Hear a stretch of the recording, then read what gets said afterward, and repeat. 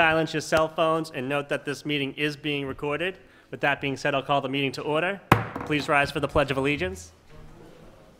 I pledge allegiance to the flag of the United States of America and to the republic for which it stands, one nation, under God, indivisible, with liberty and justice for all. Yeah. The clerk's just going to close the doors, and then I'll ask her to call the roll.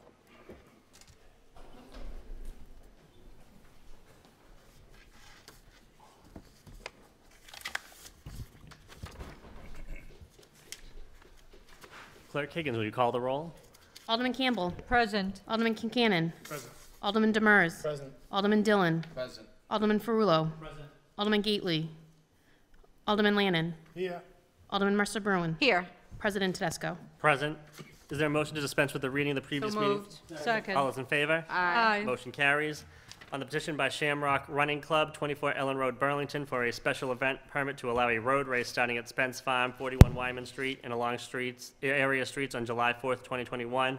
Is there a motion to grant the special event permit? So moved. All those in favor? Aye. Motion carries. Next, we have a petition by Checker Cab of Woburn, Inc., 100 Ashburton Ave, for the renewal of 5 taxi cab licenses. Is there a motion to send this off to the Committee on Public Safety and So moved. Licenses? All those in favor? Aye. Motion carries. Next is a petition by M&L Transit Systems, Inc., 60 Olympia Avenue, Suite 1. For the Same renewal. action. All those in favor? Aye. Motion carries. Next, we have a petition by Sarah Lynn Sindanini Farris for a special permit to allow muscular therapy at 100 Sylvan Road, 100 Trade Center, Suite G700. Is there a motion that this matter be referred to a public hearing? So moved. Second. All those in favor? Aye. Motion carries. Next, under public hearings, we have a petition by FRH Realty LLC for a special permit pursuant to the 1985 Woburn zoning ordinances as amended. A communication was received from the petitioner requesting a continuance. Can I get a motion to receive that communication and place it on the permanent Second. record? So moved. All those in favor? Aye. Motion carries. Motion to open the public hearing? Second. All those in favor? Aye. Motion carries. Is there anyone here who wishes to be heard on the petition by FRH Realty for a special permit? Is Motion there to a motion continue the public hearing? to July 13th? If, Is there a second? Second. All those in favor? Aye. Motion carries. This matter has been referred to our July 13th meeting. Next, we have a petition by Linear Retail Woburn 1 LLC for a special permit pursuant to the 1985 Woburn zoning ordinances as amended. A communication from the planning department as well as the petitioner was received. Can I make a motion to get that and make that part of the So permanent moved. record? All those in favor? Aye. Motion carries. There was a communication from the petitioner requesting leave to withdraw without prejudice, just for the public's record. and With make a that mo- being said, is there a motion to open? Yeah, there's a motion to open public hearing? Second. All those in favor? Aye. Motion carries. Is there anyone here who wishes to be heard on the petition by Linear Retail Woburn 1 LLC for a special permit?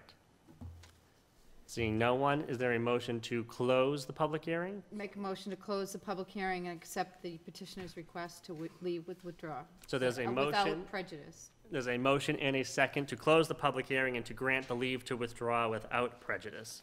All those in favor of that motion? Aye. Motion carries. Next, we have a petition by Cafe Leonardo, 130 New Boston Street, for a special permit pursuant to the 1985 Woburn zoning ordinances as amended.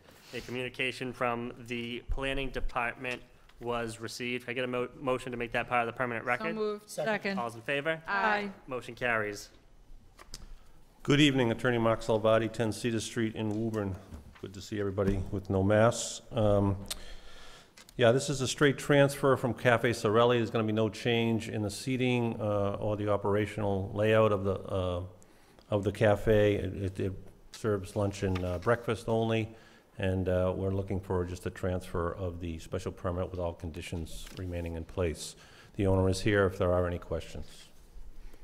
Any questions from the council? Did you see the planning board staff memo? I'm assuming that the hours are within 6 a.m. to 11 p.m.? They are. Okay, perfect. I take no exception. Are there any other questions or comments? Seeing none, is there a motion to open the public hearing? So moved. Second. All is in favor? Aye. Motion carries. Is there anyone here who wishes to be heard on the petition by Cafe Leonardo for a special permit pursuant to the 1985 Woburn zoning ordinances as amended? Seeing no one. Is there a motion to close the public So hearing? moved. Second. All those in favor? Aye. Motion carries. Is there a motion to grant the special permit request with the name change to Cafe Leonardo, but to maintain all other previous conditions in the September 10th, 2004 decision shall remain in full force and effect unless otherwise modified herein? So moved. Second. All those in favor? Aye. Motion carries. Thank you. Thank you. Good luck. Yeah. Next, we have a petition by Jackson Lumber, 10 Jefferson Avenue, for a special permit pursuant to the 1985 Woburn zoning ordinances as amended. A communication was received from the petitioner requesting a continuance to our July meeting in order to provide additional information to the DPW. Is there a motion to accept that communication and make it part of the permanent record? So moved. All those in favor? Aye. Aye. Motion carries. Is there a motion to open the public hearing? So moved. Second. All those in favor? Aye. Motion carries. Is there anyone here who wishes to be heard on the petition by Jackson Lumber, 10 Jefferson Avenue, for a special permit pursuant to the 1985 Woburn zoning ordinances as amended? Seeing no one, is there a motion to continue this to our July 13th meeting? So moved. Second. All those in favor? Aye. Motion carries. This matter has been referred to our July 13th public hearing. Thank you. Next, we have a petition by Woburn Apna Bazaar Incorporated, 4 Held Circle, Medford, Massachusetts, for a special permit pursuant to the 1985 Woburn zoning ordinances as amended. A communication from the city solicitor was received, and I believe that's it. Is there a motion to accept that communication and make it part of the permanent record? So moved. Second. All Second. those in favor? Aye. Motion carries. Attorney Tarby, you have the floor. Yes, for the record, Attorney Joseph Tarby here on behalf of the applicant, Woburn Bazaar, Apna Bazaar, Inc. Has filed a special permit under Section 7.3 and 5.169 to allow for an amendment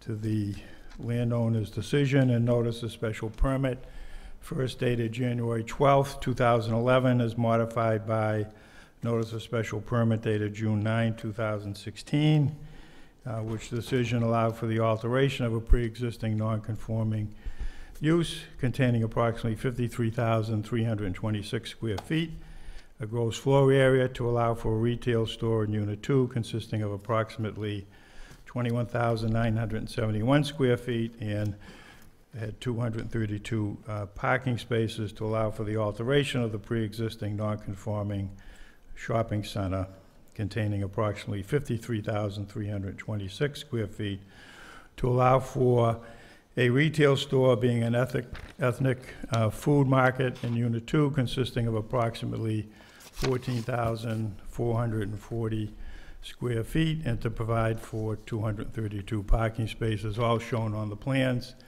that were filed with this petition. Property is located in the OP zoning district.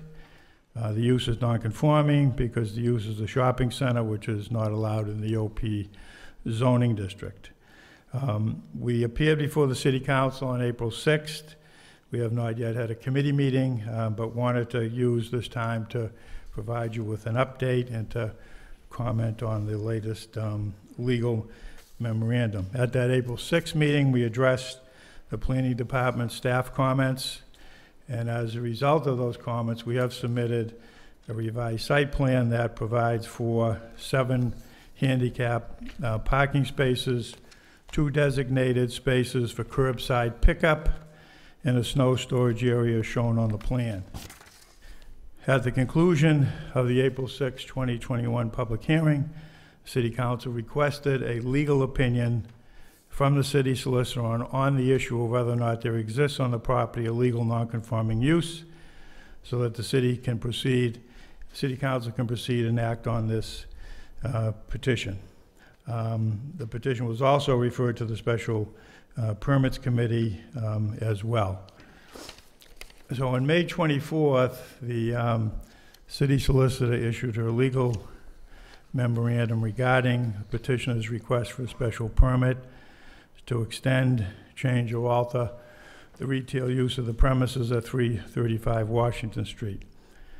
Petitioner's position is that it's appropriate to extend, change, or alter the retail use pursuant to Chapter 40A, Section 6, and Section 7.3 of the Woburn zoning ordinance. There was a party with addresses outside the city of Woburn, represented by counsel, that has asserted that such an extension, alteration, or change in the retail use is forbidden because the retail use of the premises was not lawfully commenced and therefore not protected by Section 6. City solicitor opined that based on the zoning ordinance and the record concerning certain amendments to the zoning ordinance, the retail use at the premises is protected under Section 6, provided it was lawfully commenced or established prior to the date of the first hearing related to the November 20, 1992 amendment of the zoning ordinance. I refer you to page 5 of her memorandum. City solicitor approximates this date to have been during the last week of May 1992. In reaching her opinion, the city solicitor relied on a detailed review of the various zoning ordinances as it applied to the zoning district in which the premises is located. Most significantly, the city solicitor focused on the statements of members of the city council and the ensuing acts of the council to amend the zoning ordinance over time to create a district in which retail use was not permitted. She noted that the 1985 revisions to the zoning ordinance created a condition where retail use was not prohibited but allowed under various circumstances. Further, in examining statements of the city council as it sought to rectify ambiguities in the zoning ordinance, the city solicitor paid careful attention to statements of council members regarding the November 20, 1992 amendments to the zoning ordinance. In particular, during a June 8, 1992 public hearing, it was stated by one council member that it was his intent to, quote, define what areas of a commercial enterprise should be considered retail use areas. This is especially in regard to retail uses in office park and industrial park zoning districts. We refer you to her memorandum at page 4. On June 9th, a 1992 public hearing, it was stated that the intent of the amendments was to provide the city with the means by which to better determine the amount of allowed retail space and structures. At a July 29, 1992 hearing, it was stated that the amendments would, quote, take out the loopholes which allow more retail uses in OP zones that was originally intended by the city officials. At an August 17, 1992 public hearing, it was stated that, quote, the intent of the amendments is to better define the zoning ordinance as it relates to retail and service uses in the OP, IP, IG, and S1 zoning district. The end result will be an improved ordinance, one that will be more precise and easier to interpret relative to retail and service uses in said districts. In August 17, 1992, the City Council minutes state that the building commissioner should be informed that business service and business sales do not include retail sales establishments. From those statements, it's very clear that retail uses were ongoing in many zoning districts in Woburn, including OP zoning districts, and so prevalent in their frequency to require considerable attention from the City Council at that time. It was also clear that the building commissioner was in the practice of construing to the business service and business sale uses to include retail use. The city solicitor's legal conclusion was that the approximate date was a line of demarcation of sorts, where a retail use lawfully established or commenced prior to that date would be protected under the provisions of Section 6. She further indicated that the applicant would be required to provide factual information regarding the establishment of retail use for Staples and CompUSA at the premises. Retail sales were taking place at the premises in both Staples and CompUSA stores prior to the approximate date. It's undeniable that Staples was operating in the premises in 1986. It was operating in a retail capacity, fully engaged in retail sales to consumers as early as 1986. If you go back to 1986 to 1992, some of us in this room remember shopping at Staples or CompUSA for school supplies for our children. When you go back and go through a series of television commercials, and we've done some research on this, those commercials focused on back-to-school shopping for parents and children. Staples billed itself as the back-to-school expert since 1986. CompUSA engaged in retail sales to consumers prior to becoming a tenant at the premises with more than 800 radio ads since 1989, featuring a number of well-known actors. For that source, we had the Los Angeles Times, October 24, 1993. CompUSA opened its first retail store in 1985, and by the end of 1992, CompUSA opened 36 superstores across the country and had plans to add 12 more by 1993. As retail sales were lawfully in existence or lawfully begun well in advance of the approximate date, the retail use is entitled to the protections of Section 6. Such a conclusion is consistent with the special permits granted by the City Council under Section 7.3 in connections with the applications of consumer auto parts in 2011 and bulbs and lamps in 2016. Similarly, this is consistent with the building permits issued on August 23, 2011, June 30, 2016, July 13, 2016, June 13, 2019, and June 30, 2020. For the reasons set forth in the city solicitor's opinion and the facts that are related to the long-standing retail use at both Staples and CompUSA, it's the applicant's position that the retail use at the premises was lawfully in existence and was lawfully begun prior to the approximate date. Now, in addition to what I verbally testified to, we do have a number of newspaper ads from that period of time that we, plan to submit at committee. Unfortunately, when we copied them today, they were very blurry and you couldn't read them, but they are actual ads advertising retail sale by both of those companies. The city solicitor, in a memorandum, which I have to give her credit for all the time, effort, and research that she did with that memorandum. So I'm not going to go through and provide you with the history of the site again. You've seen it in her memorandum, and we've testified to it several times. So in terms of the petitioner is a premium store for Indian and ethnic groceries. It specializes in top quality groceries, great customer service, and affordable prices. The plans that have been filed provide for an approximately 14,440 square foot store consisting of a retail area of 11,724 square feet with 2,133 square feet of storage and ancillary office space of approximately 503 square feet. There are 168 parking spaces required for both, the Staples use and the petitioner's use, with 232 parking spaces being provided. Proposed hours are Monday through Sunday, 9 a.m. to 9 p.m. Petitioner will provide for 25 new jobs. There'll be 2 designated parking spaces that we've shown on the plan for pickup. The trash will be disposed of within the screened dumpster area behind the building, and deliveries will be made to the rear of the building between 9 a.m. and 5 p.m. Monday through Saturday.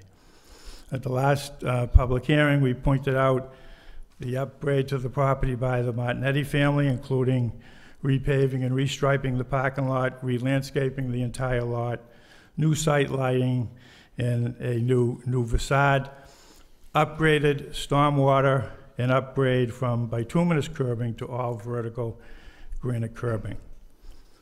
So at this point, I'm going to turn it over to Scott Thornton of Anas and Associates, who will just summarize again the traffic study that was conducted, by his company at the site, along with discussions he's had with the city engineer. So with that, I'll introduce Scott Thornton.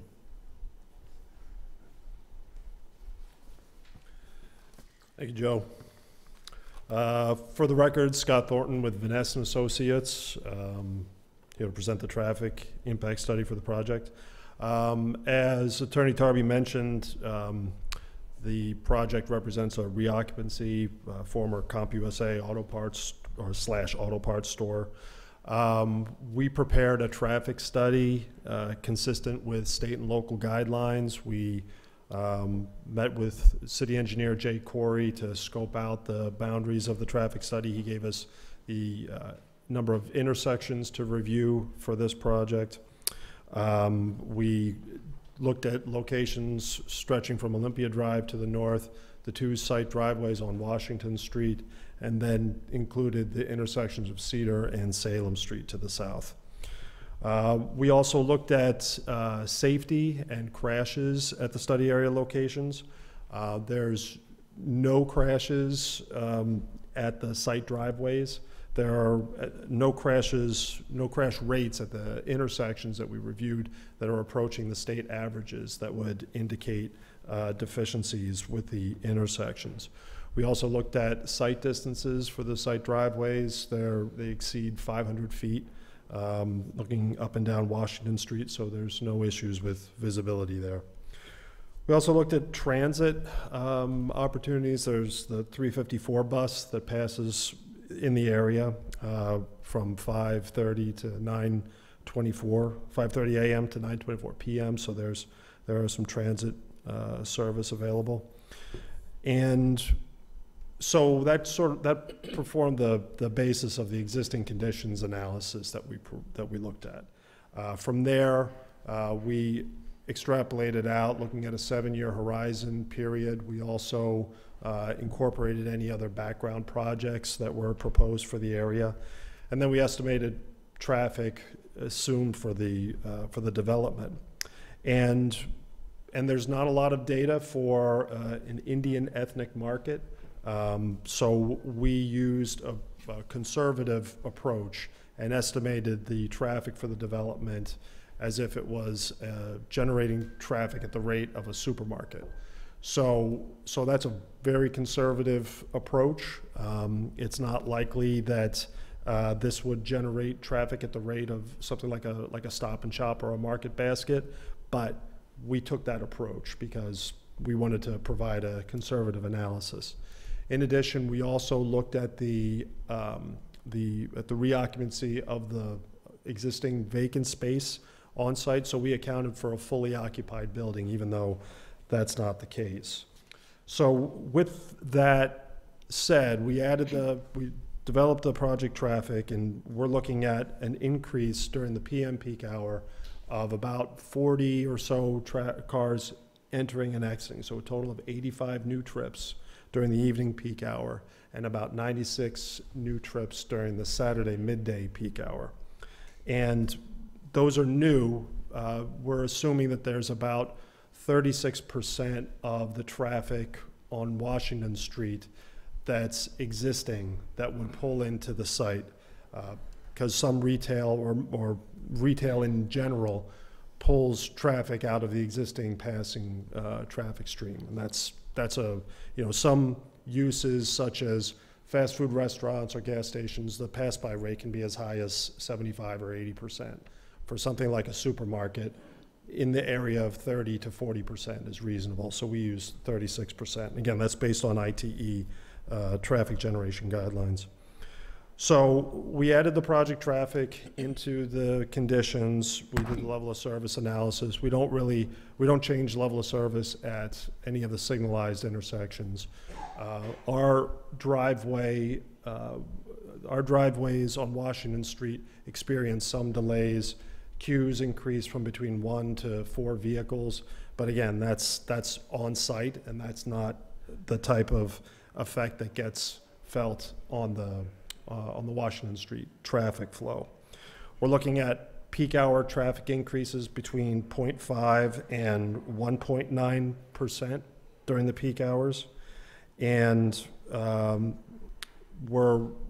we also looked at in terms of distribution. We expected that the traffic would follow the existing traffic patterns at the site, which is oriented 75-25. So 75% is coming to the site from the north and departing to the north.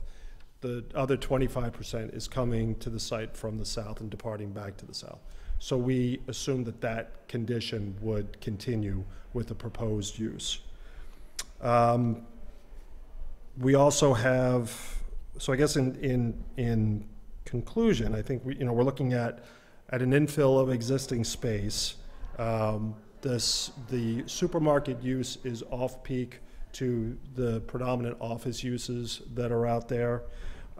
We have statements from Jay Corey. He provided a comment letter dated April 12th, where he indicated that he doesn't expect any further adverse impact to the intersection.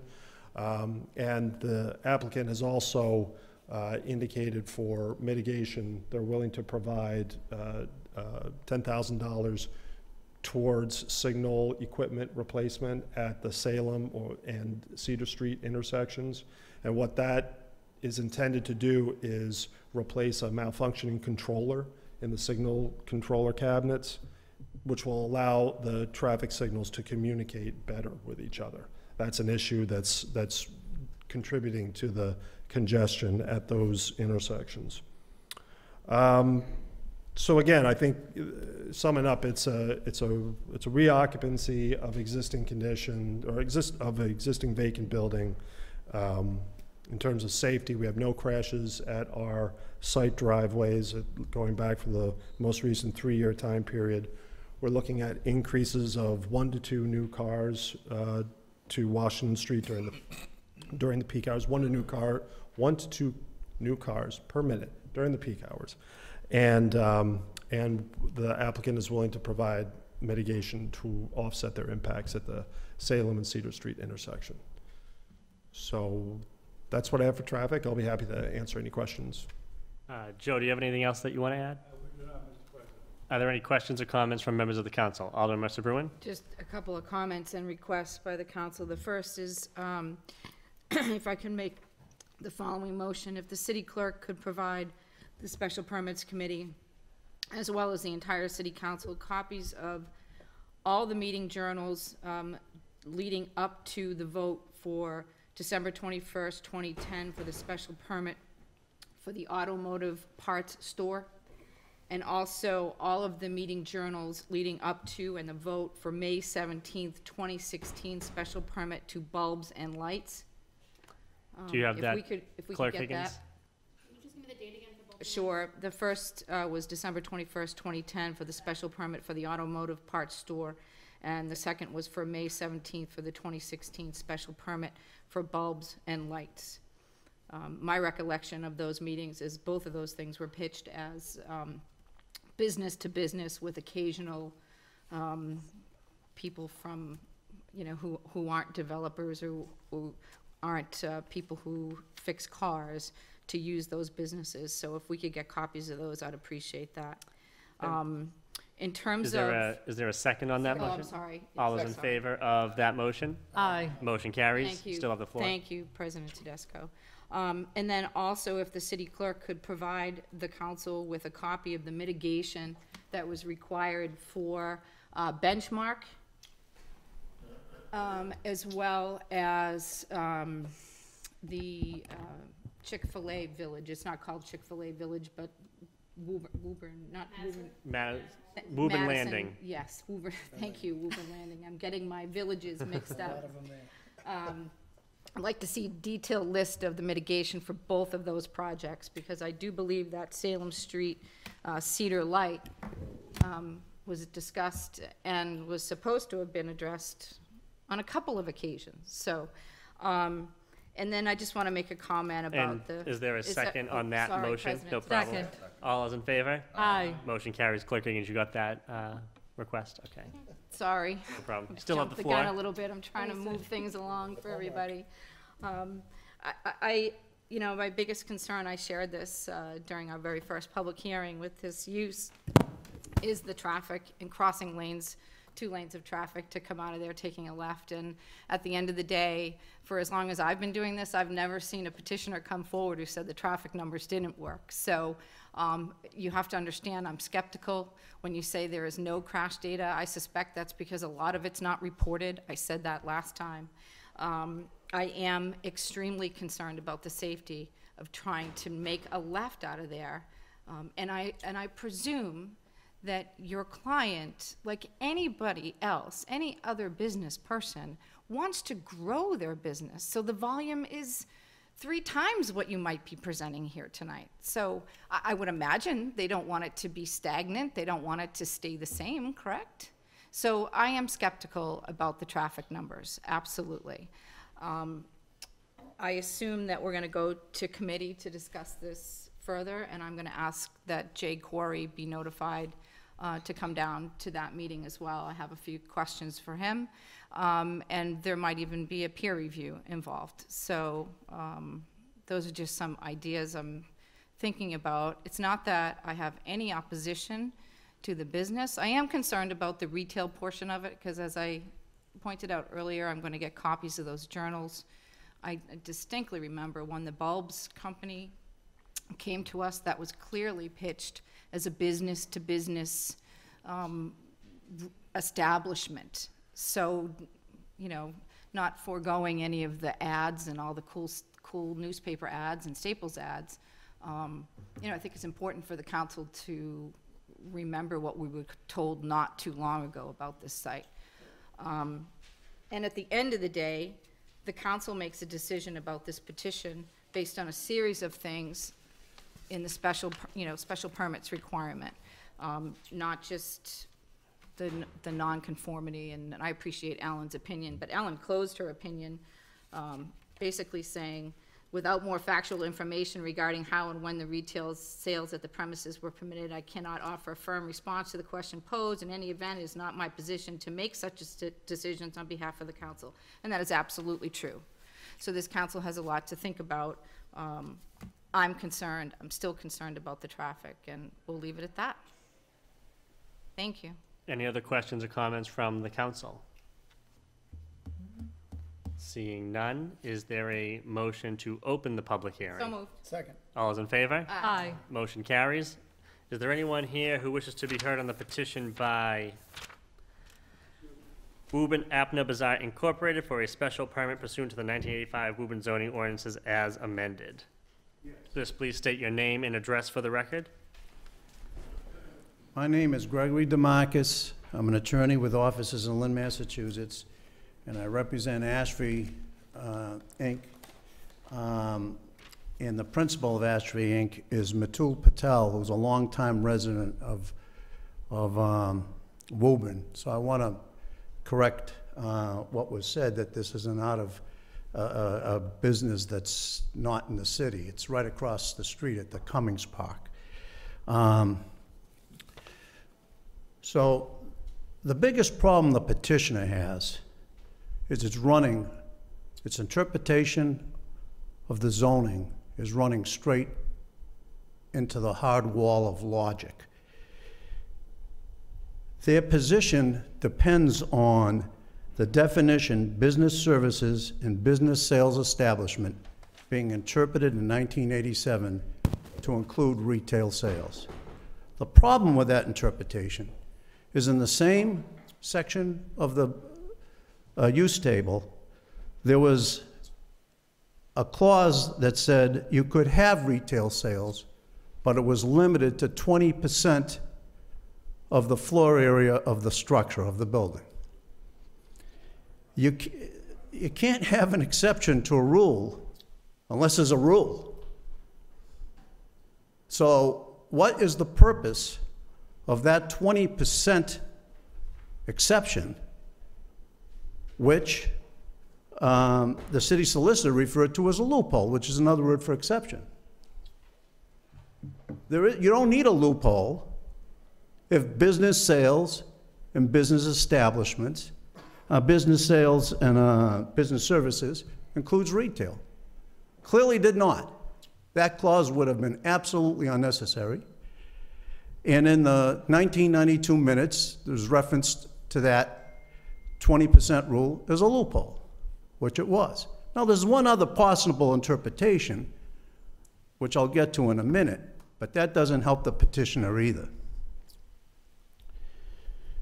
So that's the first thing that we have to get to, because if Staples and if CompUSA were doing retail sales in before 1992, that doesn't make them, that doesn't make it a non-conforming use. They were just violating the zoning ordinance. And the fact that they were doesn't make a retail use a non-conforming use today. Now, there's a second interpretation of what those two clauses were doing together. And the second interpretation is that, okay, business services and business sales establishment includes sales at retail, which I don't think it did, but let's say it did. Then that 20% was a limitation. It's a limitation, 20% of the floor area in the building. Well, the problem is the building, I believe, has about 53,000 and some odd square feet, and Staples is using 45% of that, which is 25% more than the 20% allowed at the time. But Staples' floor area, which is 24,000 some square feet, represents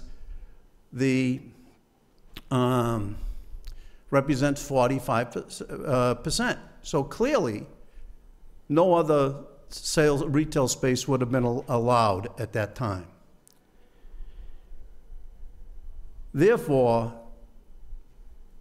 unless I'm missing something, and I don't believe I am, I've been thinking logically what these two clauses could possibly mean together.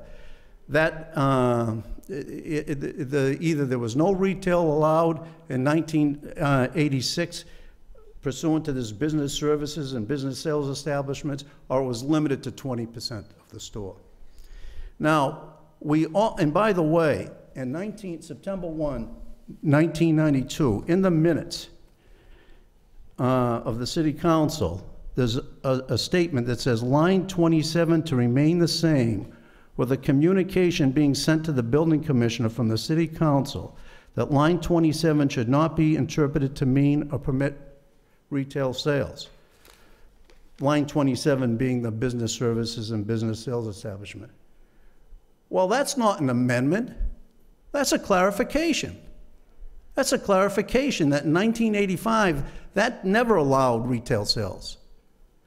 And I will note that in Attorney Tobby's memo, he uses the word clarification 3 times, and I agree. That's what it was in 1982. It wasn't an amendment. They would have said, we amend that statute to have so that that definition is not deemed to include retail sales. It didn't do that. It just said, we want to let the building commissioner know that he should not interpret that to include retail sales. Now, what we do know was in 1992, the City Council was concerned about the expansion of retail and that property. And so they eliminated that loophole. They made notes about this interpretation. And yet today, Staples is using 45% of the space, and the petitioner is asking that another 14,000 square feet of space be on top of it to exacerbate what the City Council was trying to prevent in 1992. Now, is there evidence that that CompUSA and Staples were selling retail before 1992? I don't doubt what Attorney Tobby has in ads. That's probably the case. But they weren't permitted for it. In the 1986 permits, granted to Staples. The word retail was not mentioned. They got a 1987 permit, retail wasn't mentioned. 1992 to CompUSA, the word retail wasn't mentioned. I don't think it was until 2006 or 2011 that a building permit was issued for this property with the word retail. And lastly, and by the way, the city solicitor says that the burden of proof under the law is on the petitioner, with which I strongly agree. Lastly, Chapter 48, Section 6 says that pre-existing non-conforming uses, which I do not believe that this is, may be extended or altered, provided that there's a finding by the permit granting authority that the change, extension, or alteration shall not be substantially more detrimental than the existing non-conforming use to the neighborhood. And I would submit that it is more detrimental. You're adding 14,000 square feet of a short-term shopping experience. You know, a grocery store, people are gonna go in, they're gonna go out. There's gonna be quick turnover on the parking, in the parking space. There's gonna be more traffic. And I would say that that's a substantially more detrimental use, even if this were a permitted non-conforming use, which I don't think that it is. I think that the city council should still deny it under Chapter 48, Section 6. So for those reasons, we respectfully request that the city council deny the petitioner's request for a modification of the special permit. Thank you. Is there anyone else who wishes to be heard on the petition by? President, can I ask a question? Yeah, Alderman Campbell. Attorney, who are you representing? Yes, I'm representing Ashby Inc., Mitul Patel. He operates, he entered into a lease at Cummings Park to operate another Indian grocery store. Okay, and he's doing so now? He entered into a lease. We're in the process of getting permits and doing the build-out and things like that. But yes, we signed a lease 3 months ago. Right, okay, great, thank you. Okay. Alderman Lannon? Is that in Office Park too? Attorney, which office park is that in? Is that in that Office Park district that you're saying? The Cummings Park, what office? Could you just come up and say, state your name for the record and? It comes under retail. Which he's asking the location. No, Which, It's 6 Cummings Park. 6 coming, and so that's allowed retail in that section of the office, isn't it all Office Park over I'd there? have to check the zoning I book. think that's what he just, Yes, it is Yeah. allowed. It is allowed. That's It is what we have allowed been over told, there, but yes. not across the street, right? I think so. Yeah, Is what he's arguing, yes. yeah. I'm sorry. When do you anticipate opening? When do you anticipate to open? As of now, we were opening in January. Of 2022? Yes. Alderman Campbell? how large is the facility? What was that? How large is the facility? 5,000 square feet. Okay, so it's small. Yes. Alderman Ferrulo? Do you currently operate any other stores in any other area? Not Indian grocery store, no. But our family owns Indian grocery store in New Jersey.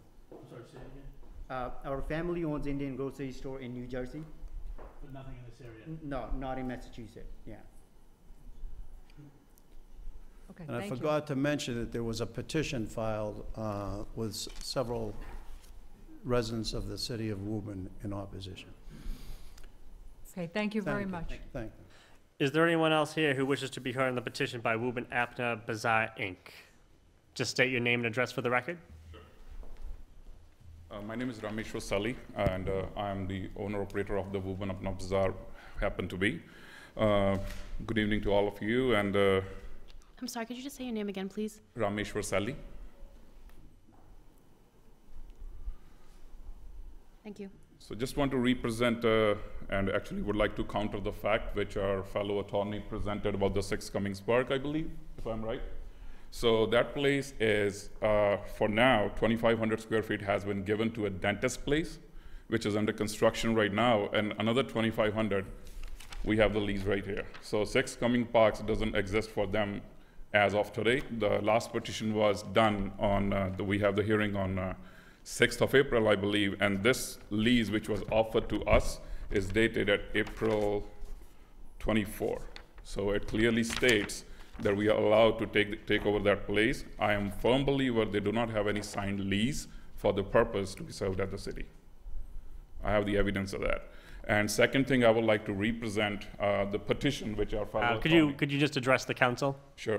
The petition which was mentioned by the attorney, that's an online petition under the Move On, and unfortunately, that petition also has been forged many times. I can give a demo to the council too. One person can file up to 100 petitions on anybody's name. I would like to challenge the authenticity of that petition. With that being said, if 300, 400 people of the Woburn has been signed within 1 hour, that's an impossible even for a software tech to do that. So we challenge that petition to be produced in front of the council, and the authenticity of that will be challenged. Thank you.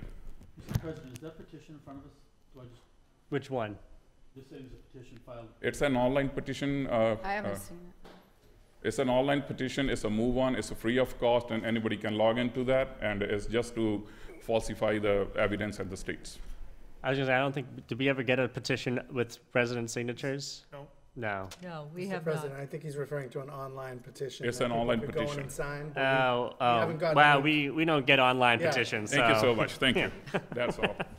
And third thing I would like to address to the council, I have a number of Woburn residents present up here today.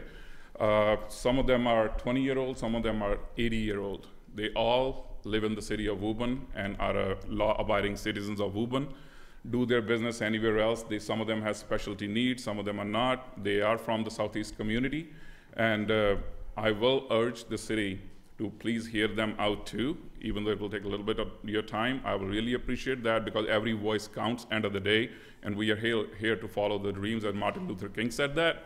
So I think city is very fair, and they will listen to their residents. Thank you.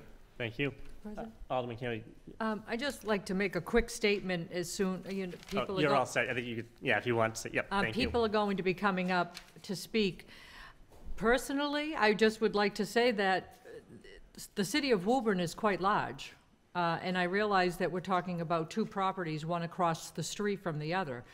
But I believe that we could absolutely handle 2 Indian ethnic markets, one on one side, one on the other. And I just want to say that. I don't, what we have before us is at the Staples property.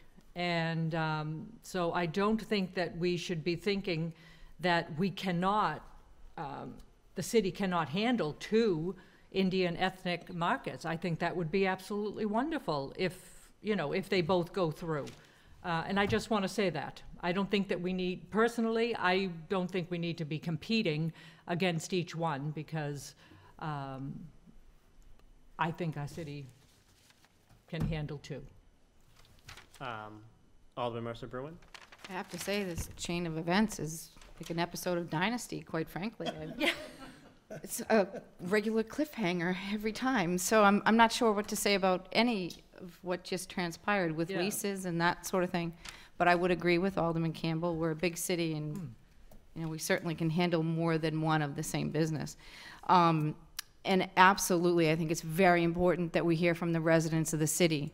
But as a representative of Ward 5, what will be very important to me is if some of the residents actually live in the neighborhoods across the way that are going to be impacted by this, to the left, to the right. That is, I care what everybody says in the city, but as the alderman of Ward 5, I'm very focused on those neighborhoods that have a difficult time already getting in and out of those driveways over there. So I'm interested in hearing about that as well. You're very familiar with the property, sir. You're very familiar with the traffic over there. I don't have any issue, as the council knows, with this particular use. I have an issue with the amount of traffic it is going to generate and the impacts that will have, not just for the people who live in the area, but other people that are going to come over to this side of town that have difficulty moving through that corridor already. So I just wanted to be very clear about that. Thank you. And just briefly from the chair, I just want to say if the council has any statements, we'll hold those for the end of the public hearing. Questions can absolutely be asked, but nope, you guys are good. I allowed it, so I'll allow it now, but as we go forward, we'll let the public speak, and then any statements from the council will be after that. Is there anyone else? Huh? Write their names, yes. Is there anyone else who wishes to be heard on the petition by Woburn Apna Bazaar Inc.? Just come up, say your name, sign in, and state your address for the record.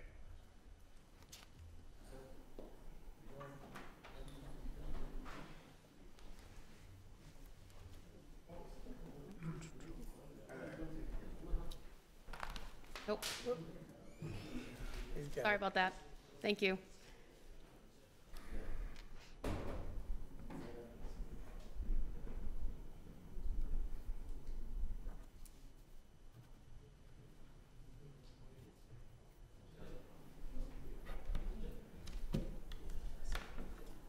You want me to say something? Just state your name and address for the record, and Yeah, my name is Arvind Kaul, and I live on 4 Josem Lane.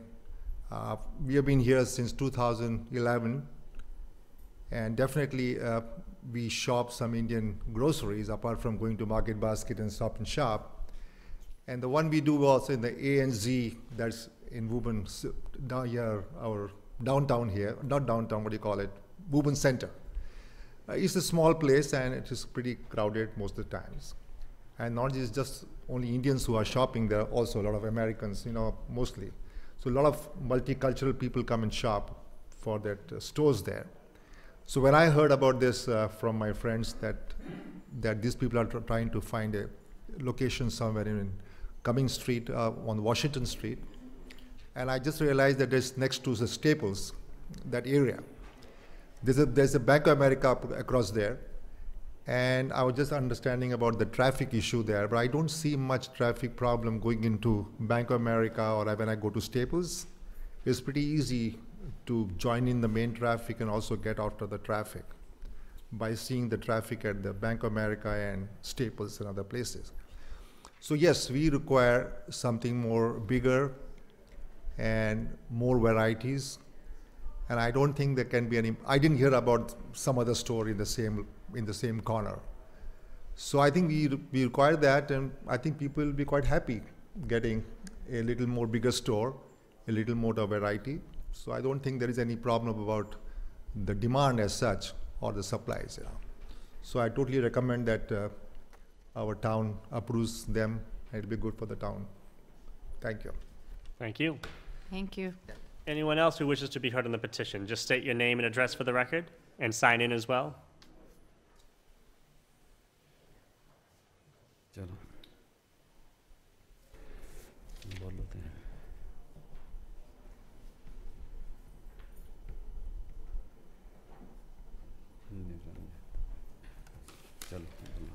Good evening. My name is Balwinder Gill, but I'm a resident of Everett.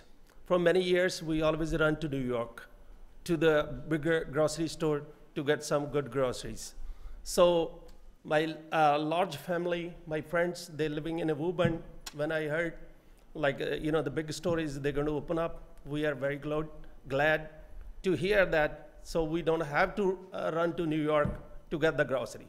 So I would really support and ask city councilor to, let them have special permit, whatever the permit they need. Thank you. Thank you. Thank you. So my name is Gurdeep Singh. We live in 10-year Woburn, 8 Armory Street, Woburn. So we need a big store here. So we buy all the time here grocery very expensive, small store. So we need a big store to open here. We're glad to come, give the permission, please. Thank you. Thank you. Is there anyone else here who wishes to be heard on the petition? Just state your name and address for the record, and also sign in on the form.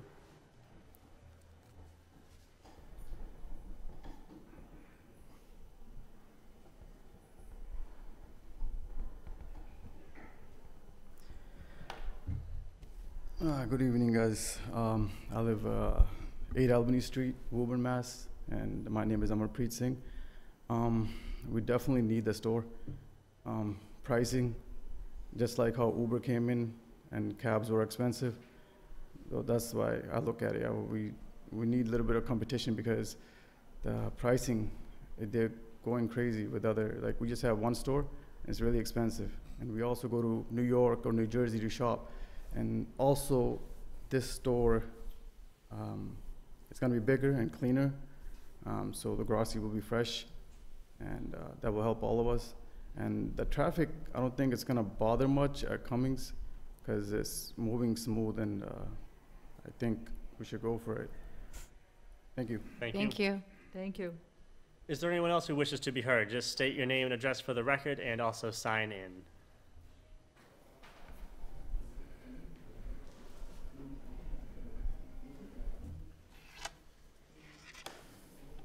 Good evening. My name is Jaswant Singh. I live in 6 Harbour Court in Woburn. So my story is just very similar to everybody saying that. So we run always this store, this store, this store to buying all the grocery. So I'm very happy if they have a big store here and we can go and shop everything in one place. Same thing. Thank you. Thank you. Is there anyone else who wishes to be heard? Just state your name and address for the record and also sign in.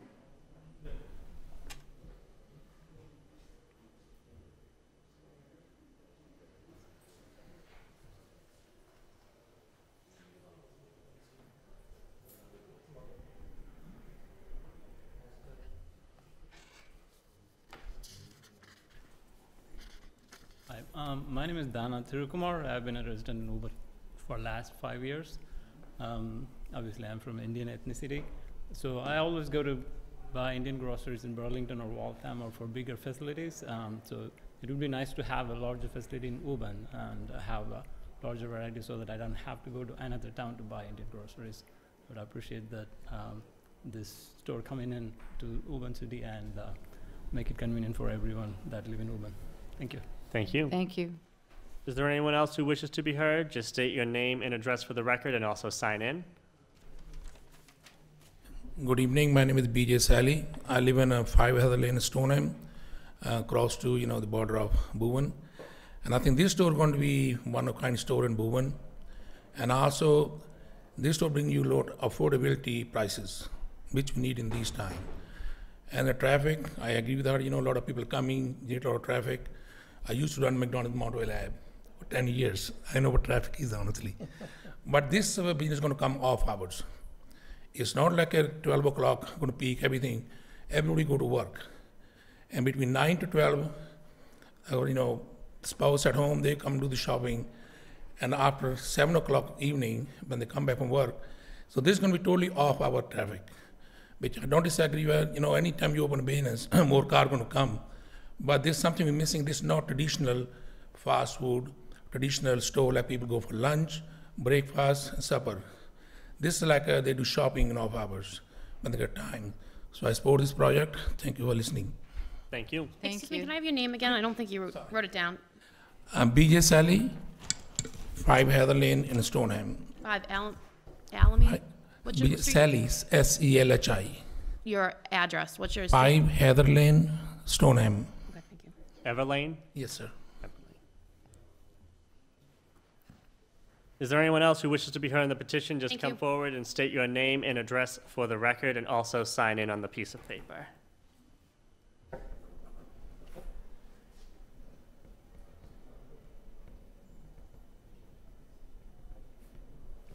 Good evening. My name is Sukhchinder Gill. I don't live in Woburn, but I live in Saugus. So we have to commute from Saugus to Waltham all the time to buy our grocery. So in the Moody Street, like 7, 8 of the store, I don't think so we create any traffic over there. So that's gonna be an issue here too. So in Moody Street, there's a meter parking. We went there to save money. We come outside, we find a ticket. So there's no such a saving money. So from Saugus to here, I think this is more convenient for me because we are large Indian community now, they're moving to Saugus. So it's for like 10 minutes for us or half an hour to Waltham. So, having this store here is better for us, You know, like we can eat food like outside, but our parents, they like Indian food. We have to shop for them. So I think this is a better and good spot for us. Thank you. Thank you. Thank you. Thank you. Is there anyone else who wishes to be heard on the petition? Just state your name and address for the record and also sign in. My name is Kannan. I'm from Tuttle Street in Wakefield.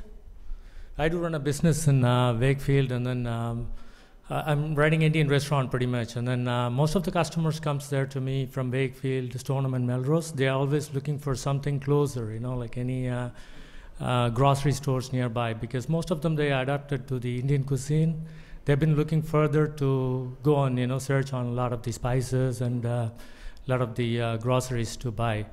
So I would support these guys to come in and Woburn. Yeah, thank you. Thank you. Thank you. Is there anyone else who wishes to be heard on the petition? Just come forward, state your name and address for the record, and also sign in. Thank you. Good.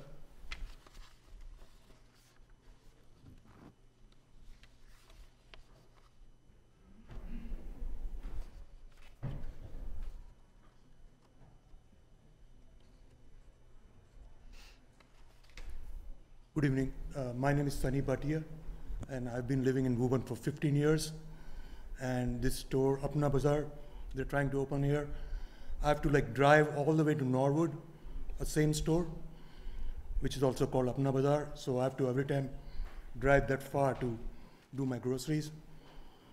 I think it's a good idea to have a store close by. Thank you. Thank you. Thank you. Is there anyone else who wishes to be heard on the petition? Just come forward, state your name and address for the record, and also sign in.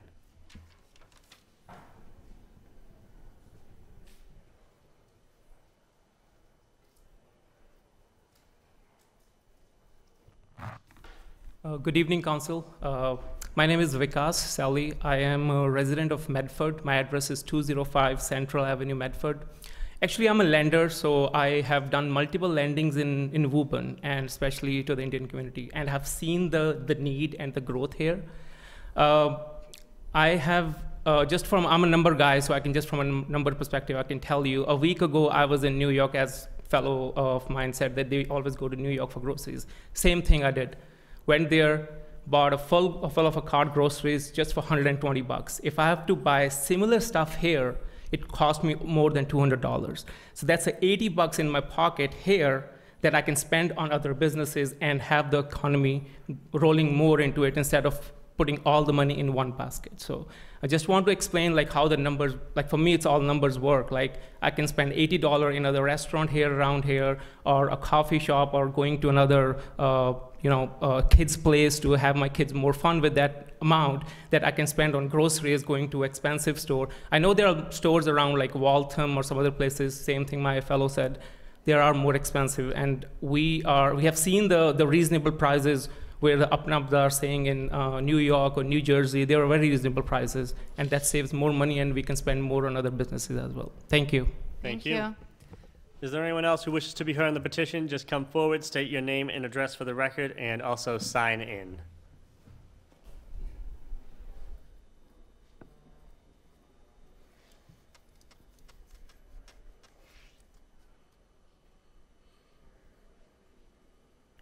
Hi, my name is Sandeep Bajaj, and I'm a resident of Andover, but I work in Woburn for the last 15 years. I'm a software engineer by profession, and I was, Councilwoman had the concern about traffic, but I just want to second gentleman over there who mentioned that it's predominantly off-hour traffic. That's been my experience. I actually did a software project on that. So in Indian stores, predominantly it's an off-hour traffic because most of the people, it's not, as the gentleman said, it's not like a quick turnaround kind of shopping. People actually do spend a lot of time looking for items in there, so it's not your quick, just go in a convenience store and get out. That's one point about traffic, and that's a very valid concern where learned gentleman over here presented his facts. I don't know anything about traffic patterns, or I'm not claiming to be an expert on that, but that's my personal opinion about especially in ethnic store traffic. That's what I've seen.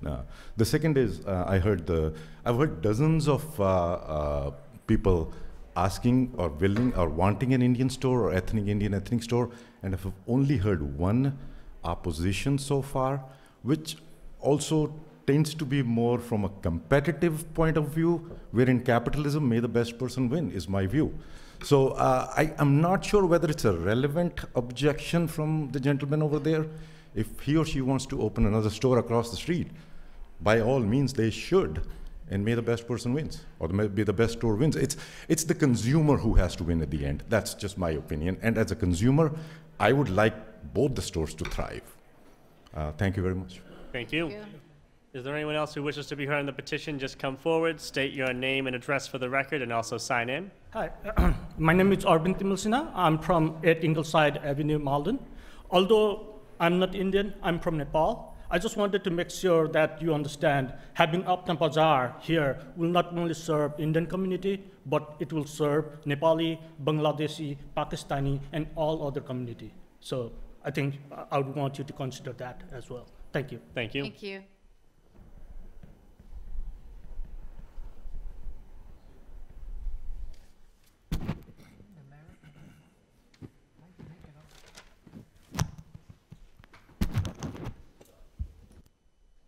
Just state your name and address for the record, and also sign in. Certainly.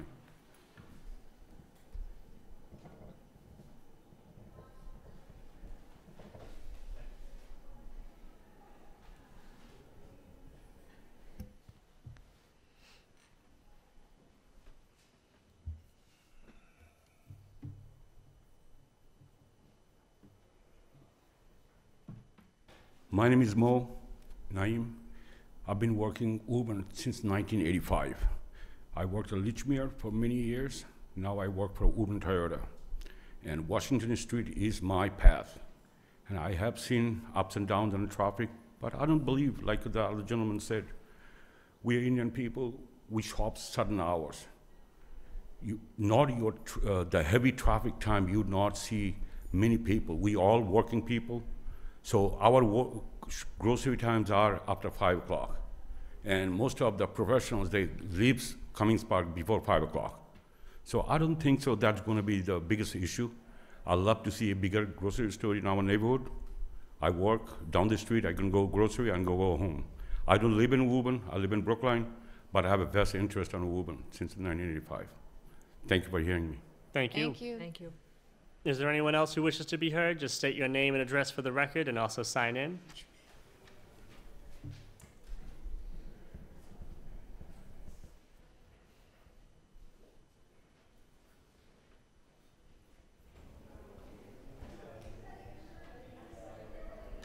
Hi, my name is Shivani Bansal. I'm from Burlington. I just wanted to reiterate the need for this grocery store, and you're not just going to get business from Woburn. There's definitely a lot of Indian community, South Asian community from neighboring towns who also need this.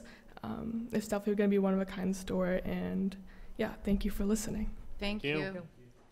Is there anyone else who wishes to be heard? Just come forward, state your name and address for the record, and also sign in. Thank you. How are you guys? My name is Suki Singh. I'm from Arlington, Massachusetts, 183 Forest Street, Arlington, Massachusetts. And my family resides in Woburn, Mass, at 6 Howard Court. And I take Route 2 all the way to Acton for Indian food, right? And because, like people have mentioned here, like, we have to kind of take care of our elderly, and they really don't want to have like American food every night. Maybe I do, but my grandfather doesn't. And I think it'd be very nice to have something close by for them. And I think the population of Indian people is growing in surrounding towns in the Middlesex. So I've seen it as I was growing up in Arlington. I've seen it now in Woburn, Burlington. And I really think this could kind of be beneficial for all different ethnicities, not just Northern Indian. I think it'd be for everyone in all surrounding communities. So thank you guys. Thank you. Thank you. Is there anyone else who wishes to be heard on the petition? Just come forward, state your name and address, and also sign in.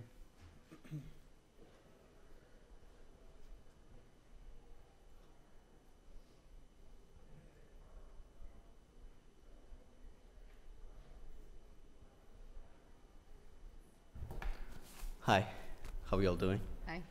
My name is Samir Patel. I'm a fellow graduate from Woburn High School, 2012. I live in Woburn.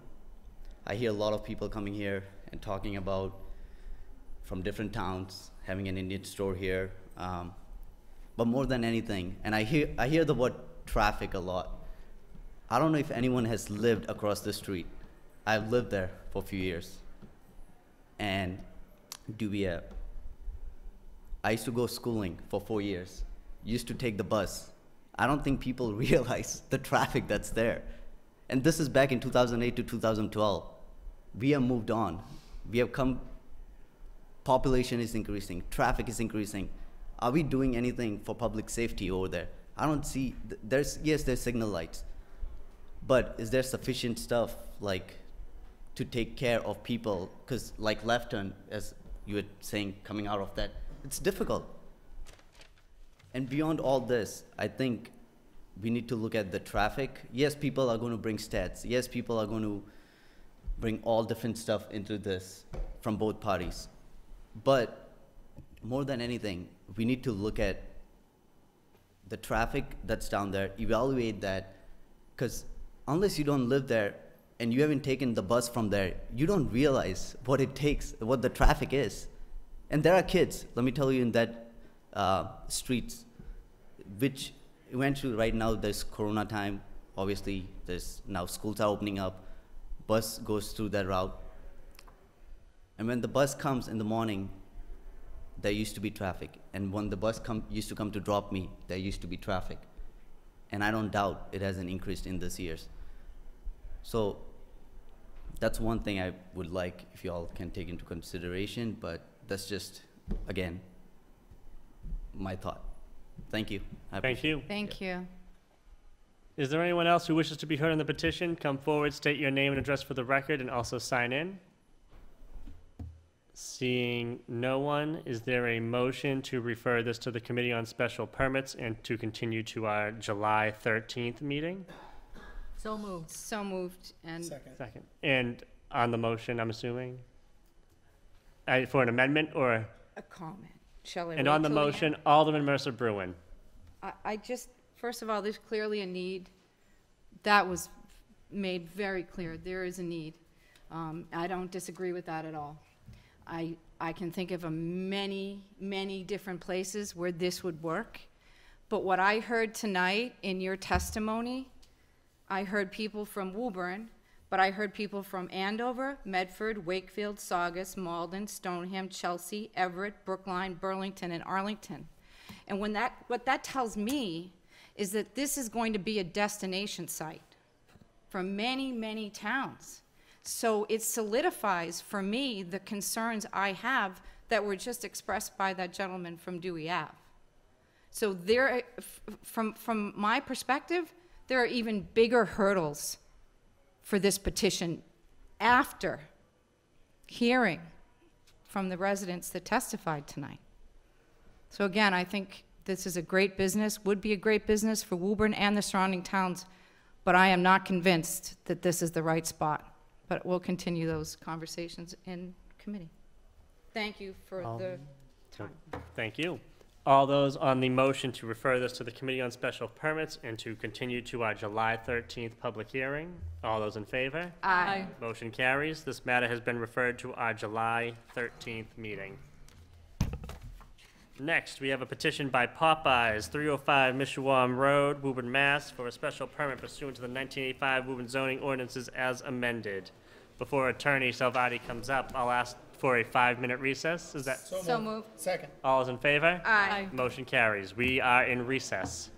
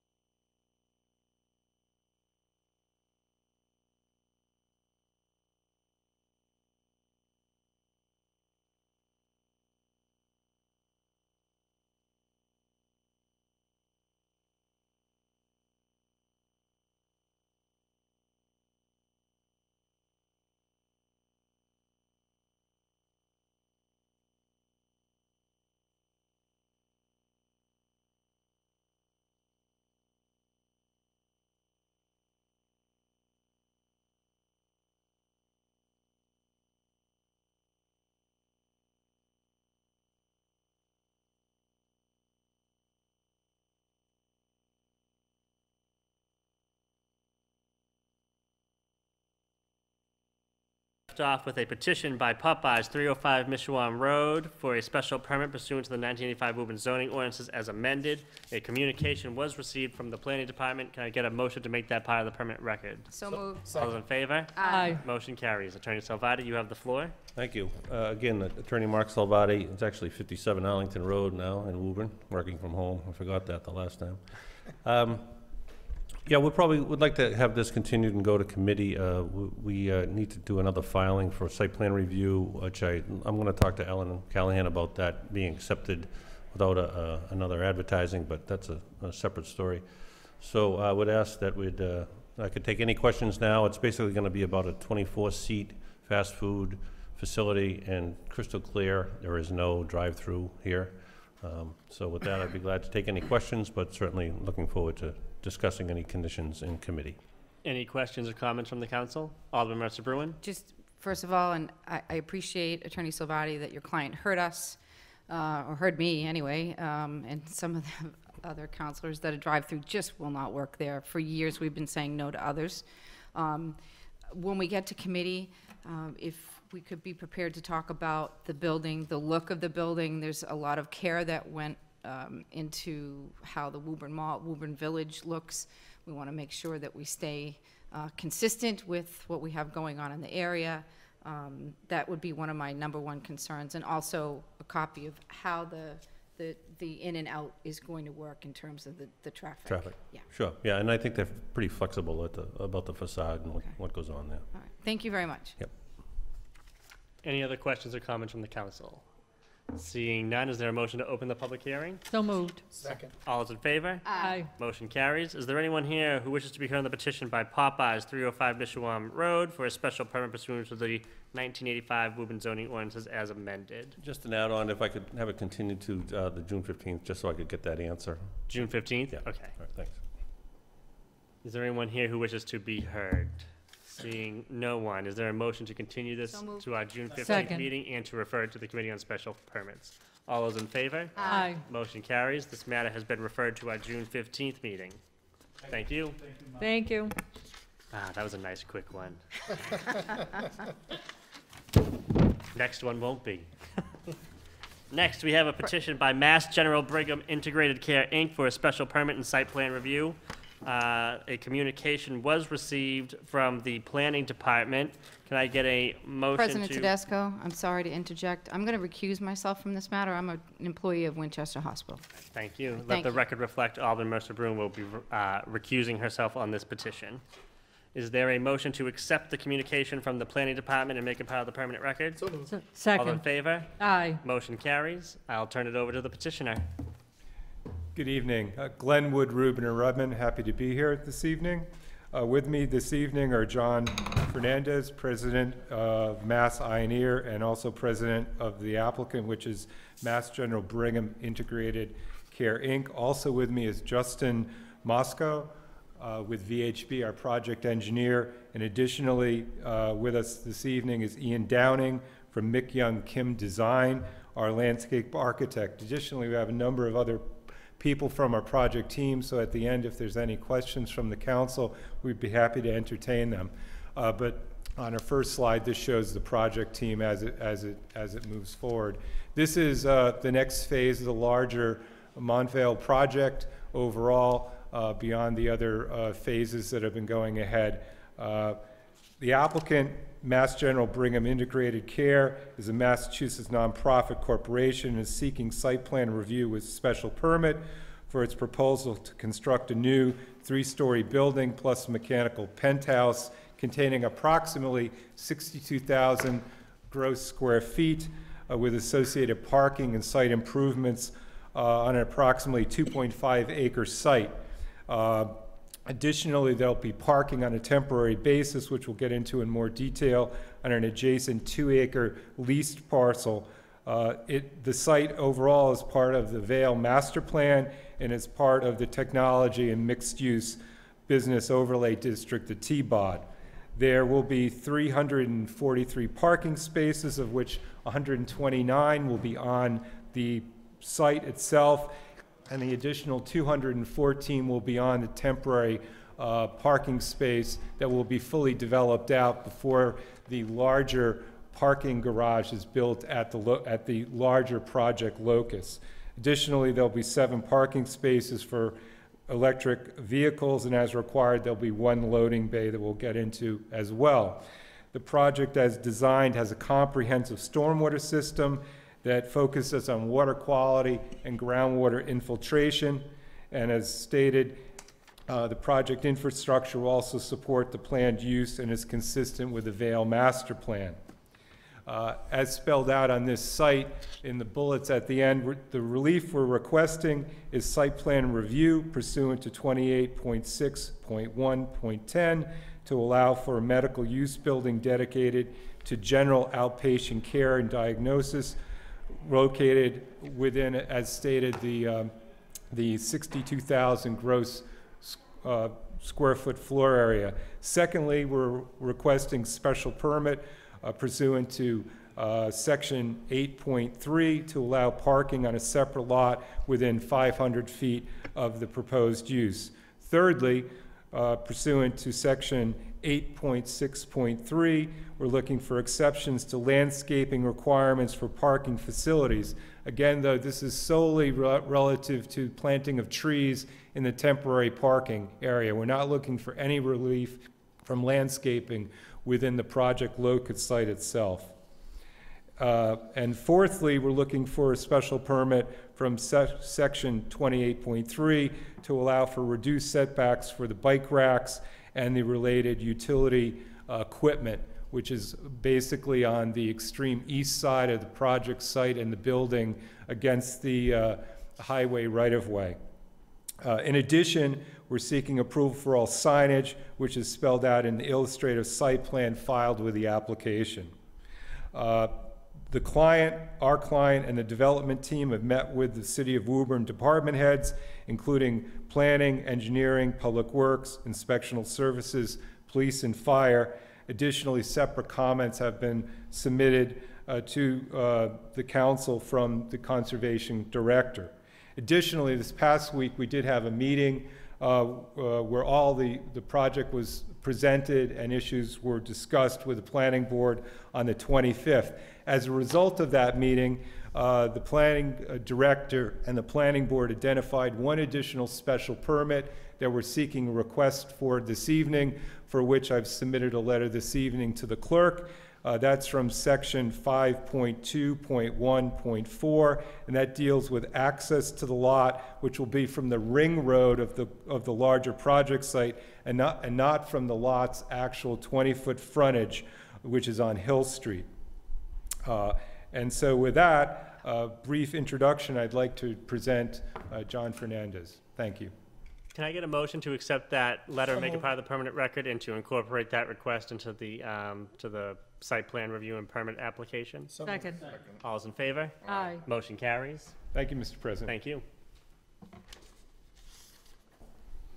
Good evening. It's personally great to be at an actual real meeting of people that you can see as opposed to on a Zoom. I was last here about 15 months ago, pre-pandemic, over in your beautifully renovated library. And unfortunately have been behind Zooms for, like many of us, for a long time. And Mass General Brigham is also pleased to be able to help the town of Woburn with vaccinations in the past week or so. And without further ado, I thought I'd give you a brief summary of some of the benefits, then I'm going to turn it over to Justin, who's going to go into the details of the project. So the main message here is that we're bringing care closer to home. There's about 100,000 people that live in this immediate area that already get their care at one of the Mass General Brigham facilities in Boston or in the other suburbs. The great thing about these sites is there'll be sort of all care, outpatient care, primary care, behavioral health, and then certain specialties, and ambulatory surgery and imaging at these sites. There will not be an emergency department or anything like an inpatient facility. So this will also be done at a lower cost, because these are non-hospital-based services. And we hope that the patients will experience a less fragmented care, primary care one place, specialty another, all under one roof. So without further ado, I thought I'd have Justin go through some of the specifics of the project. Justin? Thank you, John. As John said, my name is Justin Mosca, civil engineer with VHB. Take you through some of the site design aspects here. First, I know a lot of people, if not everybody, is already familiar with the Vale, but we just wanted to orient where we are for anyone else's sake that may not be. Montvale Ave, I-93, we're in the southwest corner there. It's coming down Hill Street, right? Hill Street comes down, we're at the end of Hill Street, and Mass General Brigham's property is outlined here in red. So it's in the upper northeast corner of what's the overall Vale plan. My apologies, this laser pointer is pretty small, but the overall Vale master plan, we're in the upper northeast corner. What you see in the dashed yellow, my apologies again, that is not standing out quite as well as it did on a computer screen, but that is the easement for surface parking, for temporary surface parking, which we'll get into a little bit later. Rotating your view now, where north is off to the left, just so this is the same as what you're seeing on the plans that have been submitted. This is, again, red being our project parcel and yellow being the temporary easement for surface parking. Just showing the existing conditions on the site. It's an abandoned parking lot currently as part of the old craft facility. Our particular site is almost all pavement. It's got some sporadic trees in there, but it's essentially impervious. We also are encumbered by 2 MWRA easements, which you'll see in green. Those are MWRA sanitary sewer easements that come through the site. And then we also have Sweetwater Brook, which comes through the site underground. That's the cyan color there. It comes from the east. It goes under the highway. It's culverted up until its existing outlet, culvert outlet, which is actually beyond our site. So it's there today. It'll be there tomorrow. It'll continue to run through the site. But that is really pointing out kind of, on the next slide, you'll see the proposed conditions, but we really just want to highlight how encumbered this site is as to where we could locate stuff. We went through a whole exercise trying to get the building in the real northeast corner of the Vale, but it just didn't fit for the program that we need, that was, if you're looking at the previous master plans that were approved as part of the Vale project, that's where that building was previously. And as you'll see on the next slide, we've moved it a little further south, to the south end of our parcel, not to the south end of the Vale, but to the south end of our parcel in red here. So going through to our proposed layout, again, you see now it's a pink color, but those are the 2 MWRA easements, and then Sweetwater Brook staying through the middle.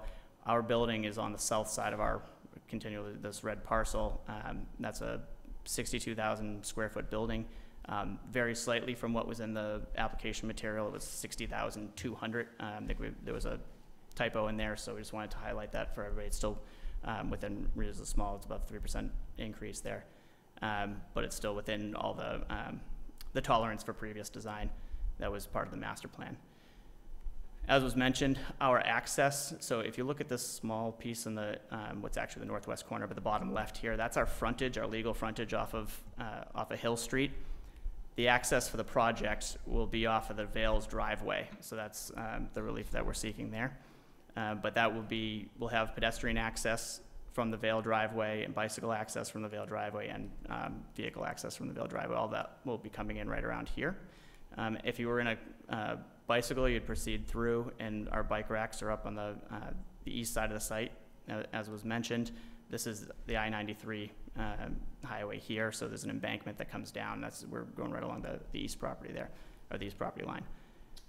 Vehicles, as they come in, will be coming in, and if they're going directly to park, they can go to park, but if they're dropping off, there'll be a new dedicated welcome mat out in front of the building. The main entrance to the building is right about here. Vehicles would come in, pull over, park, drop off their loved one, friend, whoever they're bringing in, and then can either proceed back out into the Vale, or they could proceed into patient parking, which is to the north of the building. There's 129 spaces, parking spaces proposed in that the north parking. That's part of our formal lot. That parking will be primarily reserved for patients, being right at the front door. And then we also have 211 spaces that I'll show you on the next slide. If you look at the south end of the building, this is on easement for temporary, I think that wording's a little off. It should be a temporary easement for employee surface parking. So the reason we say that is this is all part of Leggett McCall's future, or Montvale Land's future master plan development. and there will be future development on this parcel. Until that development moves forward, we're proposing to use this as surface parking. It'll be paved, curbed. It'll function as a formal parking lot for employees, and then that will have accessible access, and stairs coming down to an employee entrance in the back that we've created to function in two manners. One is that it's directly adjacent to the parking that we're putting back there, the temporary parking, but also two is it separates the employee space from patient space, which you'll see this west landscape terrace that's called out on the northwest corner of the building and the west side of the building. That'll be more functional for patients, whereas the employees will have their own staff area in the back to enjoy the exterior. Getting in a little more on the temporary versus future condition. On the left, you can see the rendering that was just shown. This is rotated back again, just to confuse you. That north is back to the top of the page. The temporary parking you'll see on the south end, just beyond our property. On the right is what's foreseen for the master plan for the Vale. If you look at the south edge of our property, it's right behind our building. That would be right about here. So when all this gets developed, that can't get developed until that parking moves, because we still will need that parking as our building is operational. So this parking garage in the northwest corner of the property is where that parking is designated. So that will get moved over. The parking garage would have to get built first. Employee parking gets moved over, and then that frees up the area to the south for the future Vale development.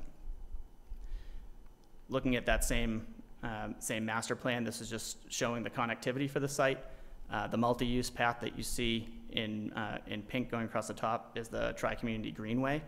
So we have, our site has very direct connection to that Greenway. Bikes would come in off the Greenway, pedestrians would come in off the Greenway, be able to access the site. And then once they're in the site, if there's, they're looking for other amenity spaces throughout the Vale, there's connections to those. And then one of the biggest sells for our parcel, for the employees that work here that want to get outside, is we actually have direct pedestrian connection, not only to the parking garage in the future, but also the daylighted Sweetwater Brook culvert. I shouldn't say culvert, the daylighted Sweetwater Brook, which there's a whole improvement project to get that daylighted through the site and make it a natural area. So it's an amenity for employees. Just getting into a little bit of the engineering details. I'll go through somewhat quick, but I'm certainly welcome to come back for any questions if anybody's curious about it. This slide just shows a lot of the topography on site. The existing low point for the site and topographically is a Sweetwater Brook culvert. It comes up about, I want to say it's about 7 feet to the north property line, and then it climbs probably more like 25 as you get to the far end of the 25 feet up as you get to the far end of the easement parking. That's why you'll see a slope connecting those two, the easement parking to the back of the building, is there's a grade differential that we're trying to make up there. So we've included the stairs and the accessible ramp coming from the spaces. The drainage divide is right along that top of slope. Everything to the south, to the right on this page is incorporated into Leggett's master plan for stormwater. It's been worked into Stantec's report as part of the Vale's master plan. Everything to the left of that line we're bringing into our stormwater system, which has been designed to meet the intent of the Vale master plan, which was approved, and it's got a heavy focus on infiltration. All the the purple lines that you see here are stormwater network coming around. There's a water treatment device before it gets to what this bigger purple box is the infiltration system. So we have a heavy emphasis on infiltration for the site. There are a few retaining walls around the site. The retaining wall along the east line we're calling it if necessary. That's really because to match the grades in the Vale driveway, we need to lift our site up from the existing. So where the embankment for I-93 comes down, we're raising our site, and it kind of creates a bit of a dam there. So we're providing some drainage infrastructure to get that I-93 water into Sweetwater Brook. The retaining wall would be if we can't get Mass DOT to allow us to off-grade onto their property. Ideally, we would just do that with grading, but we like to put the retaining wall in as for approval here in the chance that Mass DOT for some reason does not want us grading to the site. We've graded it out. We'll be getting those plans in front of Mass DOT once this permitting process is done in an attempt to avoid all the trees that are on their property. As you get over into the corner where our loading area and refuse and electrical equipment is, there's another one. This is a cut wall now. So Mass DOT's property is actually higher than ours in that location. So we'll be cutting that back and putting a gravity wall in that area. And then there's some smaller walls just along the Vale driveway, just as we try to navigate that grade coming down and trying to keep that area open for the, to be able to construct those terraces.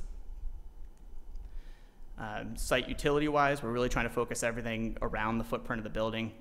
We've reviewed this with the engineering department and DPW. We got some comments back from them, but we've addressed them.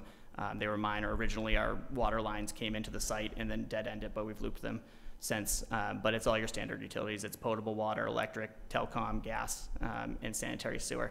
The big one here is that sanitary sewer connects into the Vales system. We have these MWRA easements that come through, but the MWRA in their agreements with Montvale would like us connecting, would like all the developments connecting to Montvale's system, and then Montvale having limited connections into the MWRA system. On the loading end, this was a topic that came up during the planning board hearing, just about reversing vehicles crossing the what could be a pedestrian area for the bike racks. The turning movement is that the truck comes in, it pulls right to about the crosswalk here, and then reverses into the loading area. So it's not an uncommon maneuver to be able to be backing in, but I think the key here is that, we went through this with the existing slide, is that the site is just extremely constrained, and due to the topography on this side, we can't have a pull-through motion for trucks. So what we've added here is just warning signage for any pedestrians that might be in the area about any reversing vehicles. But really, these vehicles are fairly infrequent. They're box trucks typically. They're very infrequently do they have a tractor trailer come through, and those would be scheduled deliveries. But it's more your FedEx, UPS style trucks, linen service, WB Mason, those type of trucks coming through. So they're not large vehicles. And there's no raised loading dock. It's just an at-grade loading area. And then you'd have a garbage truck on occasion as well. Fire access has also been reviewed, as was mentioned, with the fire department, but we just wanted to show the access points for fire. So fire would do a very similar motion where it comes in and it can actually use that loading area as part of the fire access drive. There's a couple hydrants that are proposed out in front of the building, and then we have our required distances around the building as well. That is the Woburn fire truck. That's direct from the city and their specs on the fire truck. And then finally, on my end anyways, the environmentally sensitive design we wanted to go through. The project is seeking LEED Gold for their certification. And I know a lot of people are familiar with the LEED process, but really there's several credits that can be attempted and achieved to get your certification. So this list is not by any means the all-inclusive for what we're going after, but just a highlight of some of the ones that we want, and we'll be striving to get. One of the bigger ones for regional priority is the high priority site, and it's a redevelopment of a brownfield site, which is a large bonus for environmental performance. Optimized energy is something we're looking into. It works in hand with carbon offsets and the green power. Life cycle impacts are being assessed and submitted. And then we talked about stormwater and the infiltration. And the more you can infiltrate, the better the water quality that's running off. We're infiltrating at least the 1-inch storm, which is a pretty heavy storm as far as capturing flushed pollutants, and then reducing the interior and exterior potable water use. So I'm going to hand it over to Ian. He's going to go through landscape architecture.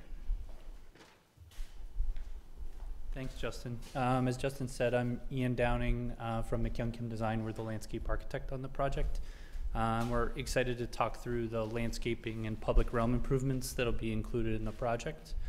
As Justin mentioned, the project will include a welcoming welcome mat for visitor drop-off, kind of enhanced materials in that zone to really make it a welcoming condition on the site, and it will also include 2 outdoor user amenity terraces for staff and patients. The landscape overall, some of the overall goals, we're really looking to include hardy native and adaptive planting, looking to include vegetative screening and utilities of mechanical equipment where it's possible. And something that has been really critical from the beginning is the idea of visual and non-visual connection to nature and the outdoors, both from interior public spaces looking outside, but also, you know, providing people a place to go out to and be in an exterior environment.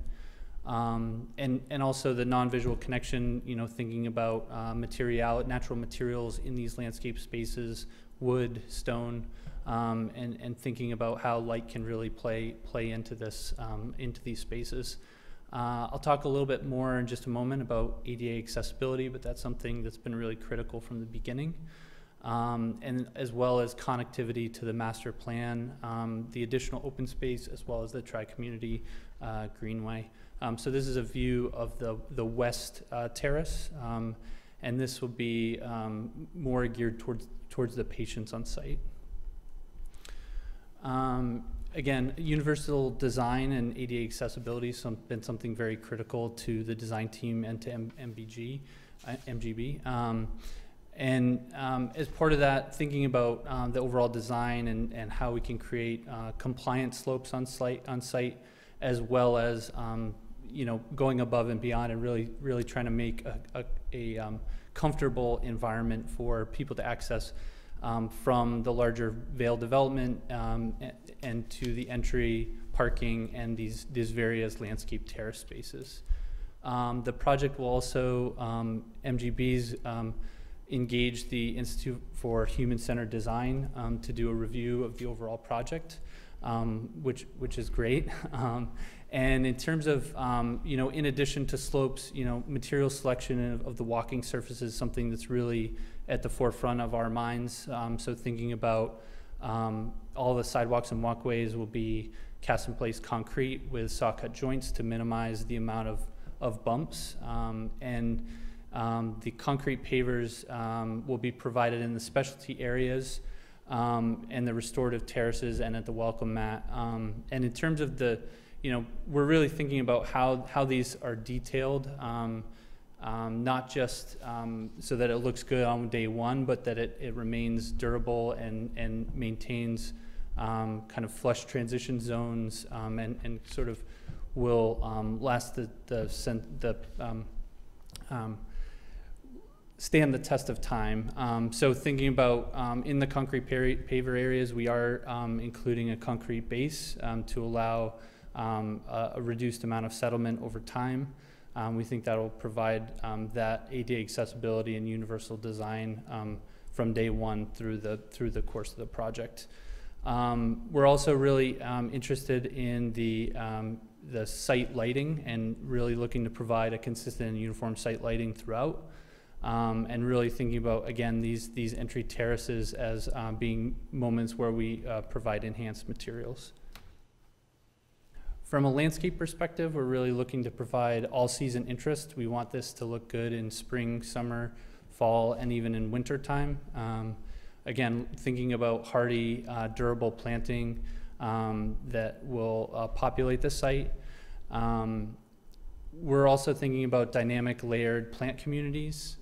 So not thinking of any sort of planting area as a monoculture or we're just providing lawn. We're really trying to create visual interest, but also create a layering that's gonna allow this to really thrive over time. So that means canopy trees, grasses, shrubs, a real mixture of different types of planting. Thinking about high value species, so providing food and habitat for insects and for wildlife as well. So the first thing we're starting to think about, these are some examples of some of the trees, both understory and canopy trees that we're using. I mentioned high value trees. We're really looking to provide a wide range of different plants and trees. Thinking about river birch, serviceberry, red oak, things that really provide a beneficial ecosystem within the landscape and providing visual interest through native flowering trees, serviceberry and eastern redbud. And the trees will be contributing to the sequester of CO2. So currently the proposed plan accounts for about two tons of CO2 based on the current plan. Next layer, thinking about understory shrub layer, again, native species, really layering in the different types of plants and diversity, providing low maintenance plants, but also plants that contribute to wildlife habitat, provide food sources for pollinators, and providing screening along I-93 as well.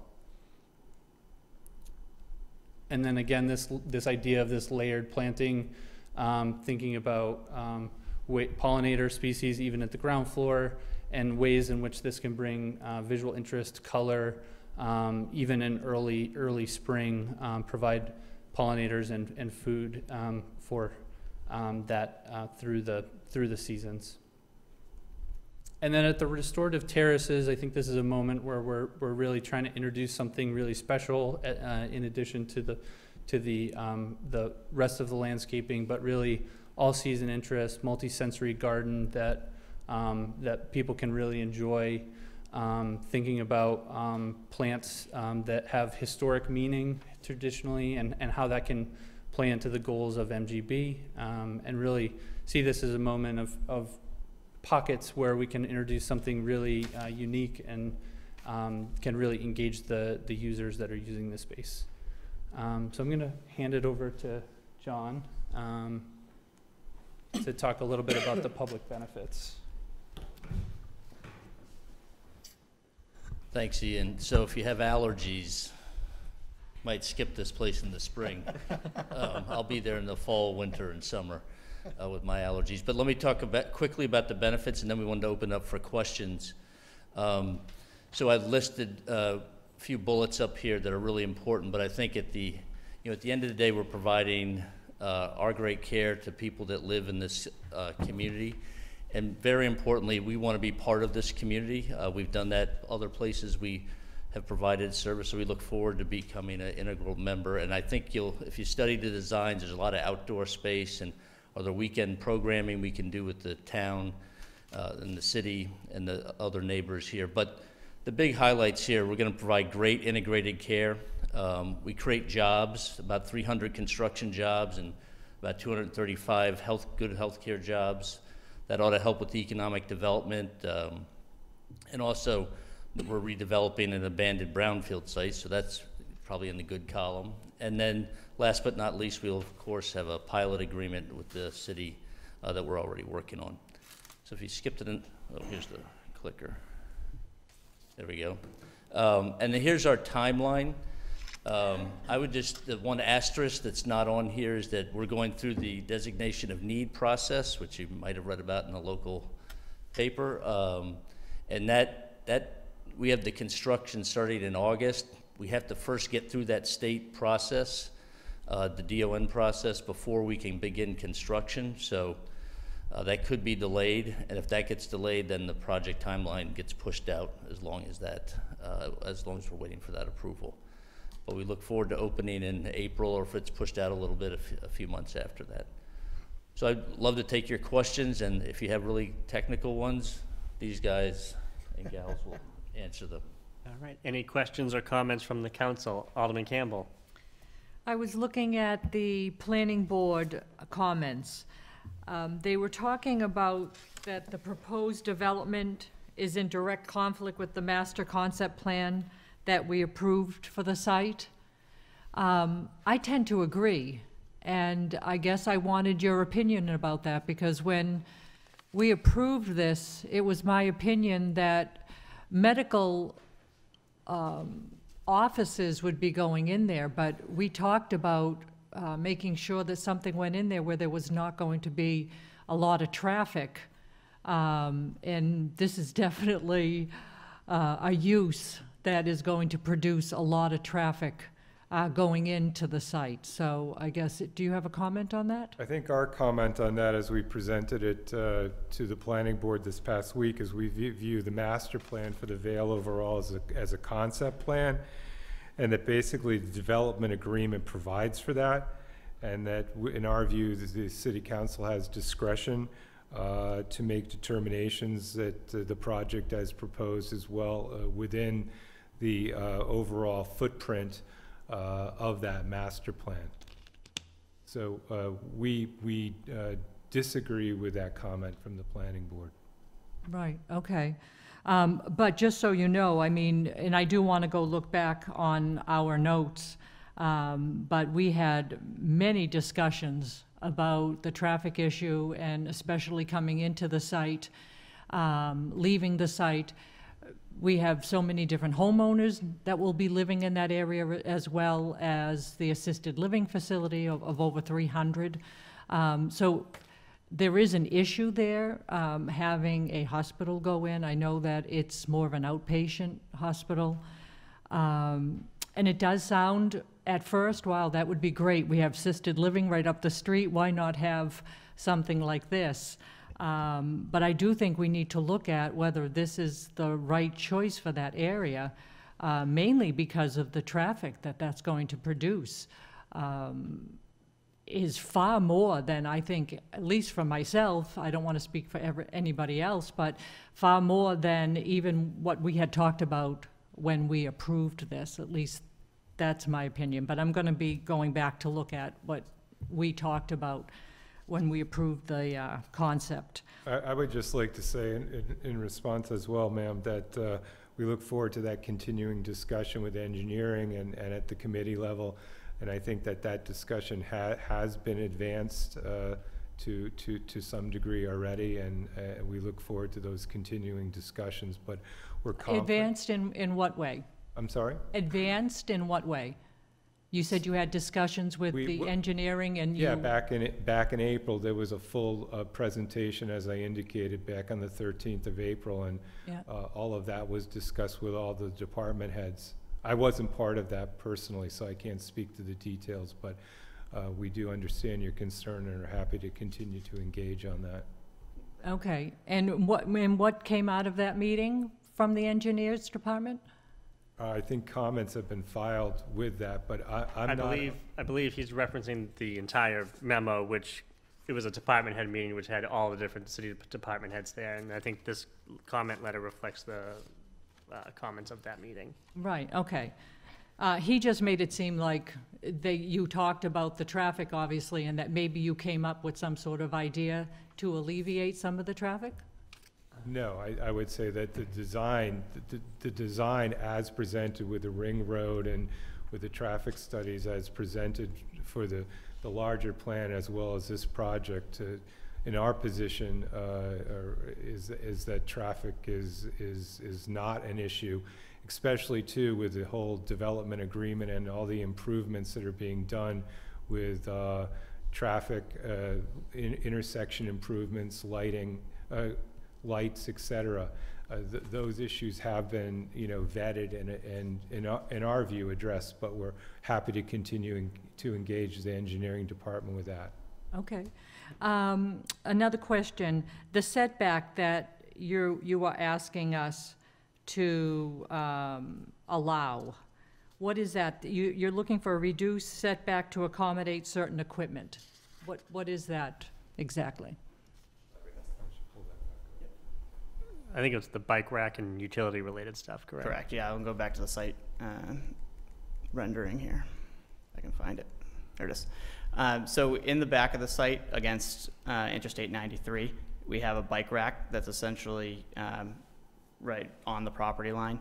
And then we have some utility equipment back here as well. So there's a 25, it's 25. One of them's 25, one of them's 30. I believe this one's 25. This is the structure setback. So the bike rack will be in there, as well as the transformer. A corner of the generator, which is behind the dumpster here, falls within that setback as well. And then we'll likely have some other just ancillary utility equipment back in that area. Yep, how many feet are you looking? So I would have to, I can bring up the plan and look at what's there. Hold on one second.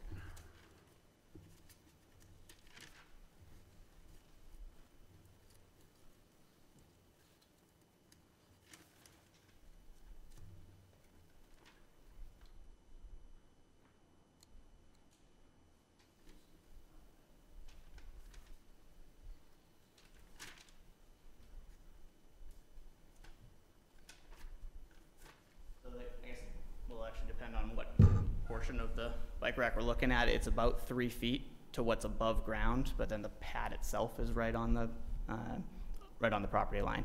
So it's a 3-foot setback to an above grade bike So rack. you're only asking for relief for 3 feet? Is that what you're saying? Well, the relief it would be 22 feet.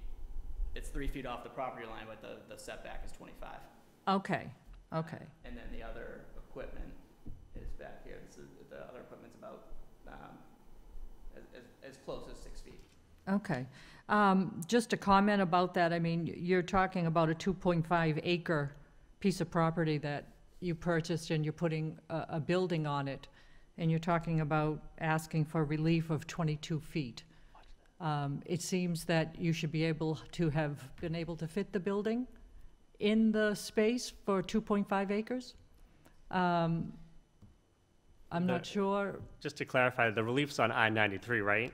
It's on the I-93 side of the property, yeah, the east side. Yeah. And I guess this is a pretty good representation here of everything that we're trying to fit in this box. It's a 2.5 acre property, but it's a 60,000 square foot building, as was mentioned, and all the parking and drive aisles and equipment that's going out there. So there's certainly a lot going on that property. We've looked at several locations for the building, and each one is as tight as the next. So putting that equipment elsewhere would be taking out either amenity spaces, terrace spaces, other user experience spaces. Okay, so if we didn't approve that setback, would you be able to redesign the building to fit it? The building, I don't imagine the building would be moving, but it would probably be knocking out either parking or amenity space, and you'd have your utility equipment along the main driveway for the Vale. It would end up somewhere down here, so it would not be an ideal location for it. Okay. It's certainly right now the request is that we tuck it up against the highway embankment. Right. It just seems like you're asking a lot for having a 2.5 acre spot, and you need 22 more feet in a particular area. I'm not trying to be difficult. No, I understand. It's just you're asking for a lot, and you're going to be producing a lot of traffic at the same time, so you're hoping that we'll agree to this. If I can go back to the traffic for a minute, Rob, do you mind if coming up? Rob Nage is our traffic engineer. He can describe to you probably a little better about how this fits in. Oh, yeah, I would love that. Thank you. Thank you. So Rob Nagy with VHB. Happy to be in front of the council again. So from a traffic perspective and looking at the larger plan for the Vale itself, when we did the master plan and looked at the traffic impacts of the overall project, we've always envisioned that this building was going to be a medical office building of some type. And I think that was worked into the agreements, the development agreements with the city. What we did as traffic engineers when we look at these things is we try to find the worst case scenario for a particular land use when one hasn't been identified. And in this particular case here, we use the type of development that is being proposed as our baseline traffic generator. For the traffic study? As part of the traffic study, yes. So we accounted for the higher traffic generation for a medical office building like this one. You know, it's not the typical doctor's office that you'd see, you know, just some patients come to. 60,000 square feet is a little bit big for a typical office, you know, for a doctor's office. So we kind of imagined it was going to be a bigger project. So those were baked into the master plan traffic numbers that we accounted for. As part of phase one for the overall master plan, it included the residential project, which you've seen already, the residential projects that you've seen already, and this building as well, and a potential for a hotel piece. The hotel really isn't going to generate a whole lot of traffic, but that also came along with a series of roadway improvements along Hill Street, which we've suggested and recommended in our traffic memo that was presented to the council, be in place prior to occupancy of this building. So you'll see some improvements to Hill Street, some widening of Hill Street. You'll see some pedestrian upgrades as well along that corridor. And then the 3 traffic signals at Montvale, the 2 at the off-ramps for 93 and Hill Street, the one on the northbound side, and then Unicorn Park Drive as well. Those 3 traffic signals are going to be taken down and replaced with upgraded controllers, traffic engineering controllers or traffic signal controllers. So you'll see better coordinated flow through that. we've been working, hand in glove with MassDOT to make sure that they're comfortable with this. They seem to be generally on board with it. We're going through the design engineering piece of it right now with them to make sure that all the I's are dotted and T's are crossed. And then there's a second phase to the improvements that would come, as more development came forward. And I'm sure most of you are familiar with the sort of phased plan for the traffic. So the long-winded answer to your question is we always envisioned this being a higher traffic generator when we did our traffic improvement plan. So I hear your concern about that, but the good news is it's not extra traffic that wasn't contemplated. It is, it's what we contemplated with this project. Right, thank you very much for clarifying that. No problem. Thank you. Just one more question. You were looking for relief for landscaping in the temporary parking. So what would be the difference? So the difference here is we are landscaping the temporary parking, but the difference is trees because it's temporary parking. Where our proposal is to do shrubbery and ground cover, and if there's questions on actual plants, I should defer to Ian, but it's just No, I don't need actual. as just the broad brush is that ultimately when the parking garage gets constructed and a contractor comes in here and rips all this stuff out, it will just be saving us putting trees in and then killing them within 5 years, ripping them out again.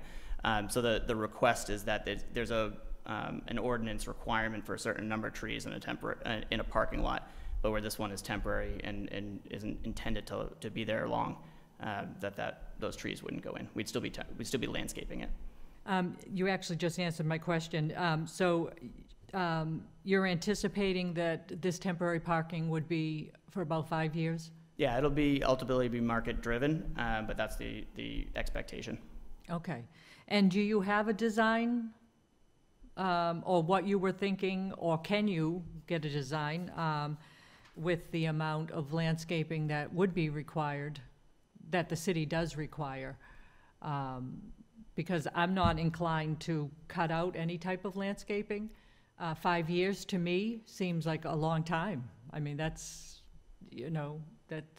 maybe when you go to take out the trees, you then could use them someplace else, but I'm not sure. We can discuss that in special permits, but I would like to see as much landscaping as possible. Noted. Yeah, certainly a design can be put together if that ends up being a requirement. Yeah, thank you. Mm-hmm. And that's it? Any other questions or comments from the council? Alderman Concanon. Just following up on the temporary parking, you're envisioning 5 years that will be in place before the garage is built? That's the expectation. It's dependent on the master plan for the Vale and how quickly that comes together, but that's the expectation from the team. Okay, that's a little bit longer than I would have expected. I mean, though, I'm sure, I don't want to speak for Montvale, but I'm sure they would love it to be sooner, but it will be. Do you want to, yeah. It's fine with me, absolutely. It goes into the master plan. So good evening all. Chad Reynolds from Leggett McCall on behalf of Montvale Land. Nice to see you, Joanne. It's hard to tell, right? But our expectations as it relates to the master plan as it comes together and the parking garage is to be before you this summer with an updated master plan that we've sort of re-looked at the 2019 conceptual master plan, which I do want to reiterate that the MOB was on the original approved concept plan, actually in the location that it's shown here tonight. But given the passage of time and market conditions, we've seen an opportunity to sort of rejigger and really take the overlay more in a direction of the TBOD's original intent. So more lab, more research, potentially some CGMP facilities on site. So we've been working to sort of codify that, and we see ourselves submitting an updated site plan approval this summer. And then along with it, the parking garage requires a special permit, and we would intend to file that July or August of this summer. So that's an indication of our intent to move ahead with this, and we'd like to be in the ground with the first 2 buildings before the end of this year on the commercial site.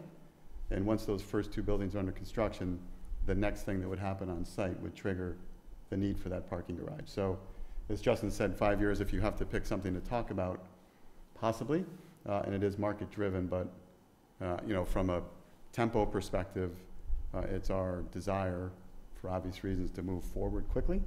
And we hope to be at least submitting for the special permit for the garage presently, so that we're in a position to build it as soon as it's required. So as long as that is going to be in existence, I'd like it to look more permanent than temporary. It's 5 years, to Joanne's point, that's a bit of time. So I don't want to see us cut too many corners on this parking lot. It's going to sit out there for a long time. I'd like it to look as nice as possible. You know, nice curbing. Justin can talk to that. I think it's to their benefit to have it look nice. As to our, we've worked with MGB team on this, because obviously for us it's important that it looks more. I think we're using the word temporary here, but it's, you know, it'll be a, you know, properly curb striped, paved parking lot. I think just short of certain of the landscaping that. Well, let's see if we can do more landscaping than temporary. See if we can incorporate that into it. So I think, does that somewhat address your 5-year? It does. Okay. It does. Great. Thank you. I can just add to that in terms of the landscaping currently designed. It was included in the site package that was submitted, was for the temporary landscape as well. It does include the same layered planting, a lot of the things that I talked about. It's really the trees for us was a little bit of a concern, understanding that, you know, trees, if they're planted and even trying to relocate those in 5 years, we would be concerned with the health of those trees. And so I think for us as well, I think it felt like a waste from a landscape perspective to put them in for such a short amount of time, understanding that it could be shorter than 5 years as well. But just so you know from our perspective of what our thoughts were. Any other questions or comments from the council? Seeing none, is there a motion to open the public hearing? So moved. Second. All is in favor? Aye. Motion carries. Is there anyone here who wishes to be heard on the petition by Mass General Brigham Integrated Care, Inc. for a special permit and site plan review? Seeing no one, is there a motion to continue this public hearing until our July 13th meeting and send this off to the Committee on Special Permits? So moved. All those in favor? Aye. Motion carries. This matter has been referred to our July 13th public hearing. Thank you. Thank you very much. Thank you very much. Next, we have a petition by myself to amend Section 5.2, additional regulations of the 1985 zoning ordinance of the City of Woburn by further amending subsection 4 by adding temporary access to the buildable portion of the lot by way of a common driveway or access easement is permitted, but only when such temporary access is required due to adjacent roadway construction which prohibits or prevents safe physical access over a lot's legal street frontage. A communication was received from the planning board recommending adoption. Can I get a motion to accept that and make it part of the permanent record? So moved. All in Second. favor? Aye. Motion carries. Please also let the record reflect Alderman Mercer Bruin rejoined. Welcome back. Welcome back. Thank you. I have nothing really to add on this, other than what I said at the first public hearing, that this was a recommendation of the building commissioner, planning director, and city solicitor for the temporary access routes that businesses will need along New Boston Street for the New Boston Street Bridge construction. So I would ask that we vote favorably on this zoning amendment tonight. With that being said, is there a motion to open the public hearing? So moved. So moved. Second. All those in favor? Aye. Motion carries. Is there anyone here who wishes to be heard on the amendment to the 1985 zoning ordinance of the City of Woburn by amending Section 5.2 additional regulations? Seeing no one, is there a motion to close the public hearing? So So moved. All those in favor? On Aye. the motion? On the motion, Alderman Campbell?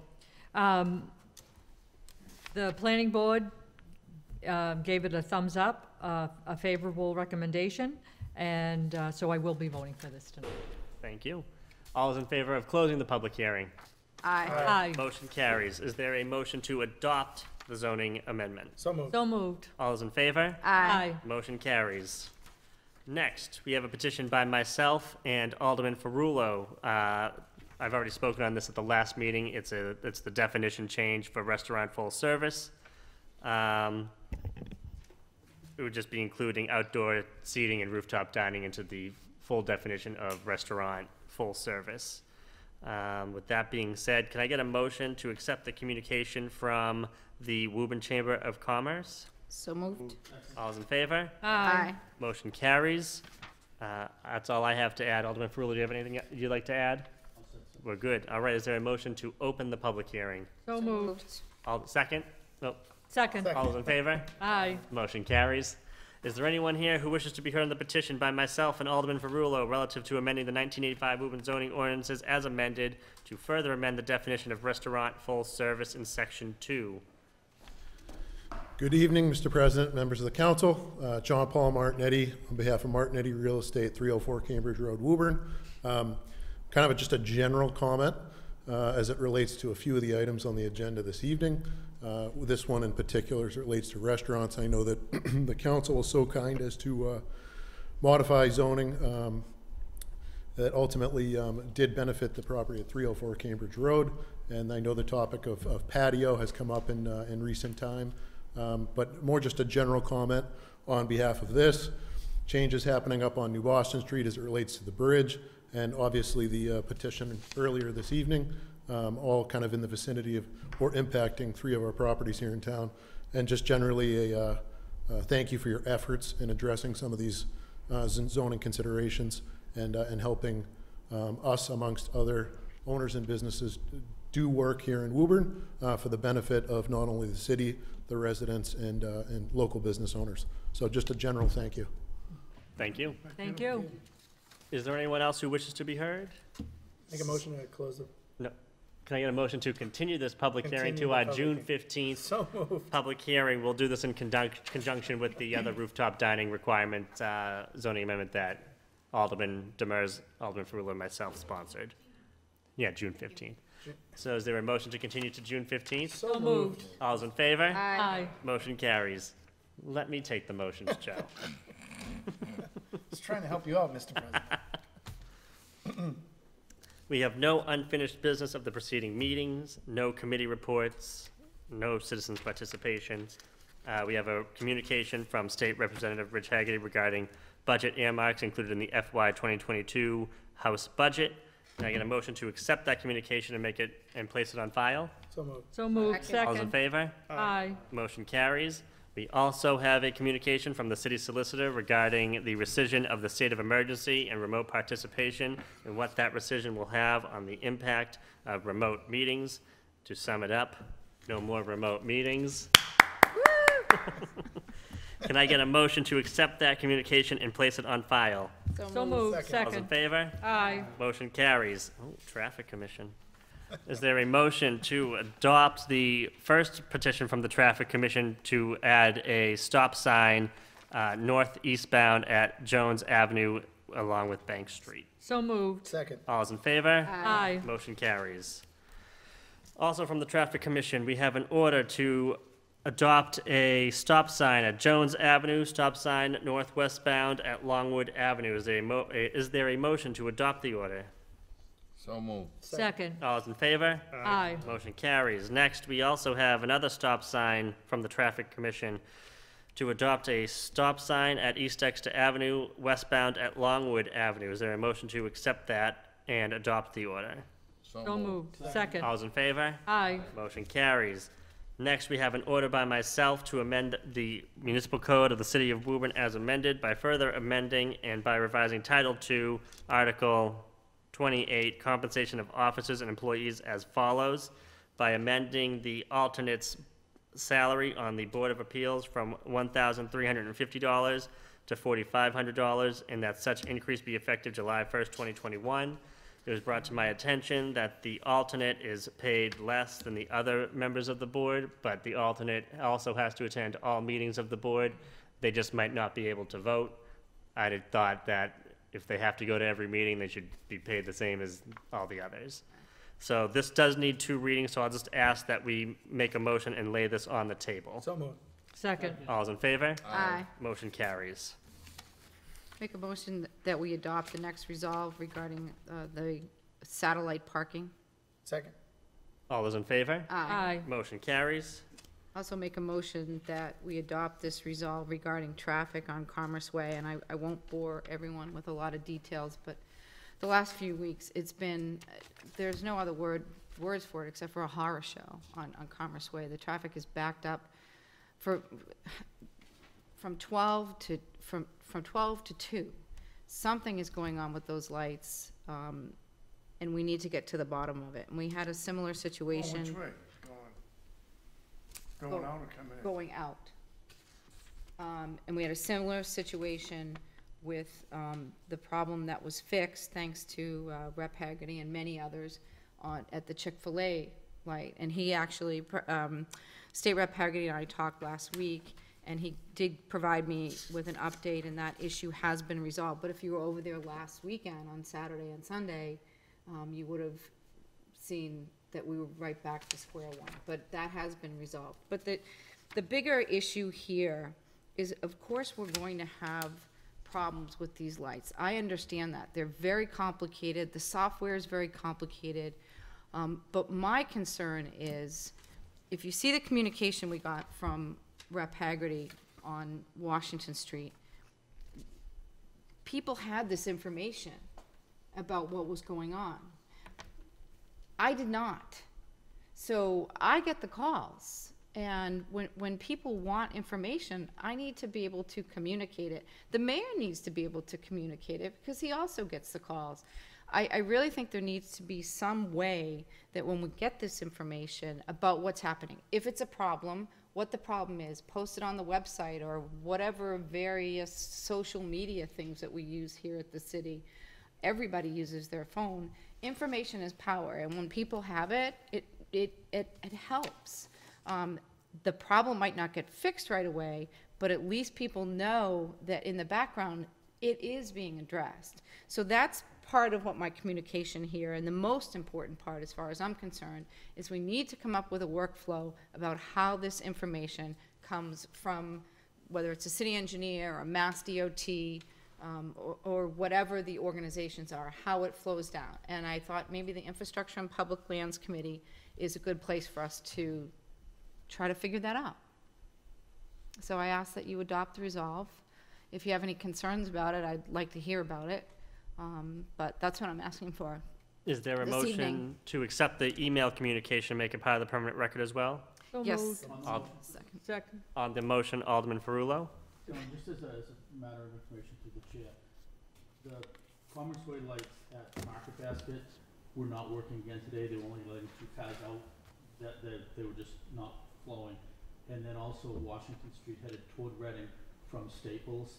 They were out of sync, and I just know from my years being responsible for them that the Olympia Ave light was showing green when the 95 exit light was showing red, and it was at 2:30, 3 o'clock. It was just a total mess. The whole corridor. Here anymore, but just whatever. Who sets Oh, the Who sets them? The state. yeah. And the as I said, the issue is ongoing. It needs to be addressed. I know you lived it with me when your role as chief, but it's very concerning when these things happen and there is no information shared. And again, the email from Rep. Haggerty, I think, just puts a fine point on it. The information was there, it was being addressed, but none of us know about it. Now, when Ed calls me and wants to know why he can't get to Chick-fil-A, I need to give him an answer. I'm not going to tell you what I do, but I'll tell you off the Anyway, record. I have to make jokes about it because it is so disheartening sometimes. I heard from businesses, I heard from residents, like what's going on? And when I can't give people the information they need, then that's a problem. And we need to have that information. And I'm hoping we can get to the bottom of it, do a little workflow and see how it goes. Alderman Dillon. So the problem is the state is running this and we don't have control over it? Well, the state is involved, but other people within the city are also involved. But oftentimes the information doesn't make it to whether it's the mayor's office or down to us. Or, more importantly, frankly, they could skip us, right? And just put it right on the website. That way, all of us could see it. I'm not asking for someone to pick up the phone and personally tell me things. I get it. People are busy. I'm just asking for some sort of communication plan where we can share this information publicly. The website, to me, seems like a perfect solution. We used it with the Salem Street Bridge. for detours, and often for Montville Ave. We all know what's going on with all the construction over there. So I think we could do the same when we're having issues with the lights, because believe me, it's not just my phone ringing. I know the mayor's phone is ringing. I'm sure city engineer Corey's phone is ringing. So if there's a way to share the information, I think we need to do it. And fix the problem. That's a whole other conversation. Clerk Higgins, what was the motion? To adopt the resolve. Was it, I think, the was it the communication? We did the communication. Did we vote on the communication, Clerk Higgins? I think we did. You say we did, we on did. the communication at the end. Well, we can't adopt the resolve if we want to send it to the Committee on Infrastructure and Public Lands, so we'll send it there, and then if there's some kind of recommendation that comes out, we adopt the recommendation. So is there a motion to refer, because if we adopt the resolve, the resolve is done. So is there a motion to? Thank you. No problem. I'll Is there a make that motion to send it. this off to the committee? There's a motion and a second to send this off to the Committee on Infrastructure and Public Lands. All those in favor? Aye. Motion carries. Thank you all. Is there a motion to suspend the rules and to allow for a late filing? It's a communication that we received today from Representative Rich Haggerty. So moved. Second. All those in favor? Aye. Motion carries. We received a communication regarding the rescission of the state of emergency will be effective on June 15th. And that also means the rescission of executive orders that we have grown accustomed to, i.e. the open meeting law waivers. He was looking for comments from the council on what we saw that we would like to keep or what we saw that we don't want to keep. So I'm going to have us do a committee on liaison meeting next week on this. If you go into his email, there's a link that has a summary of all the different stuff. I think most of what pertains to us is the open meeting law waivers. We can have a discussion there, send out a communication. I can work with the clerk, and then that can be distributed before the next public hearing on June 14th. If anyone has amendments to that communication, we can discuss it then. Adopt the communication that night and send it off to the State House and the State House delegation. So that was my plan. So people could come to that meeting with questions, comments, and ideas on what we want to see happen, and so we can relay it to the State House delegation. That would be much appreciated. With that being said, is there a motion to refer this communication off to the Committee on Liaison? So moved. All those in favor? Aye. Motion carries. Is there a motion to return to the regular order of business? So moved. So moved. All those in favor? Aye. Motion carries. Motion to adjourn, Mr. Second. President. All those in favor? Oh, Aye. before we, Just a I'll withdraw my. we actually can't, I'll but withdraw. before we turn off the cameras, I would just like to remind people that we have our budget meetings tomorrow at 5:30 p.m. in the council chamber and on Thursday at 6 p.m. in the council chamber. With that being said, Thank you. we are adjourned.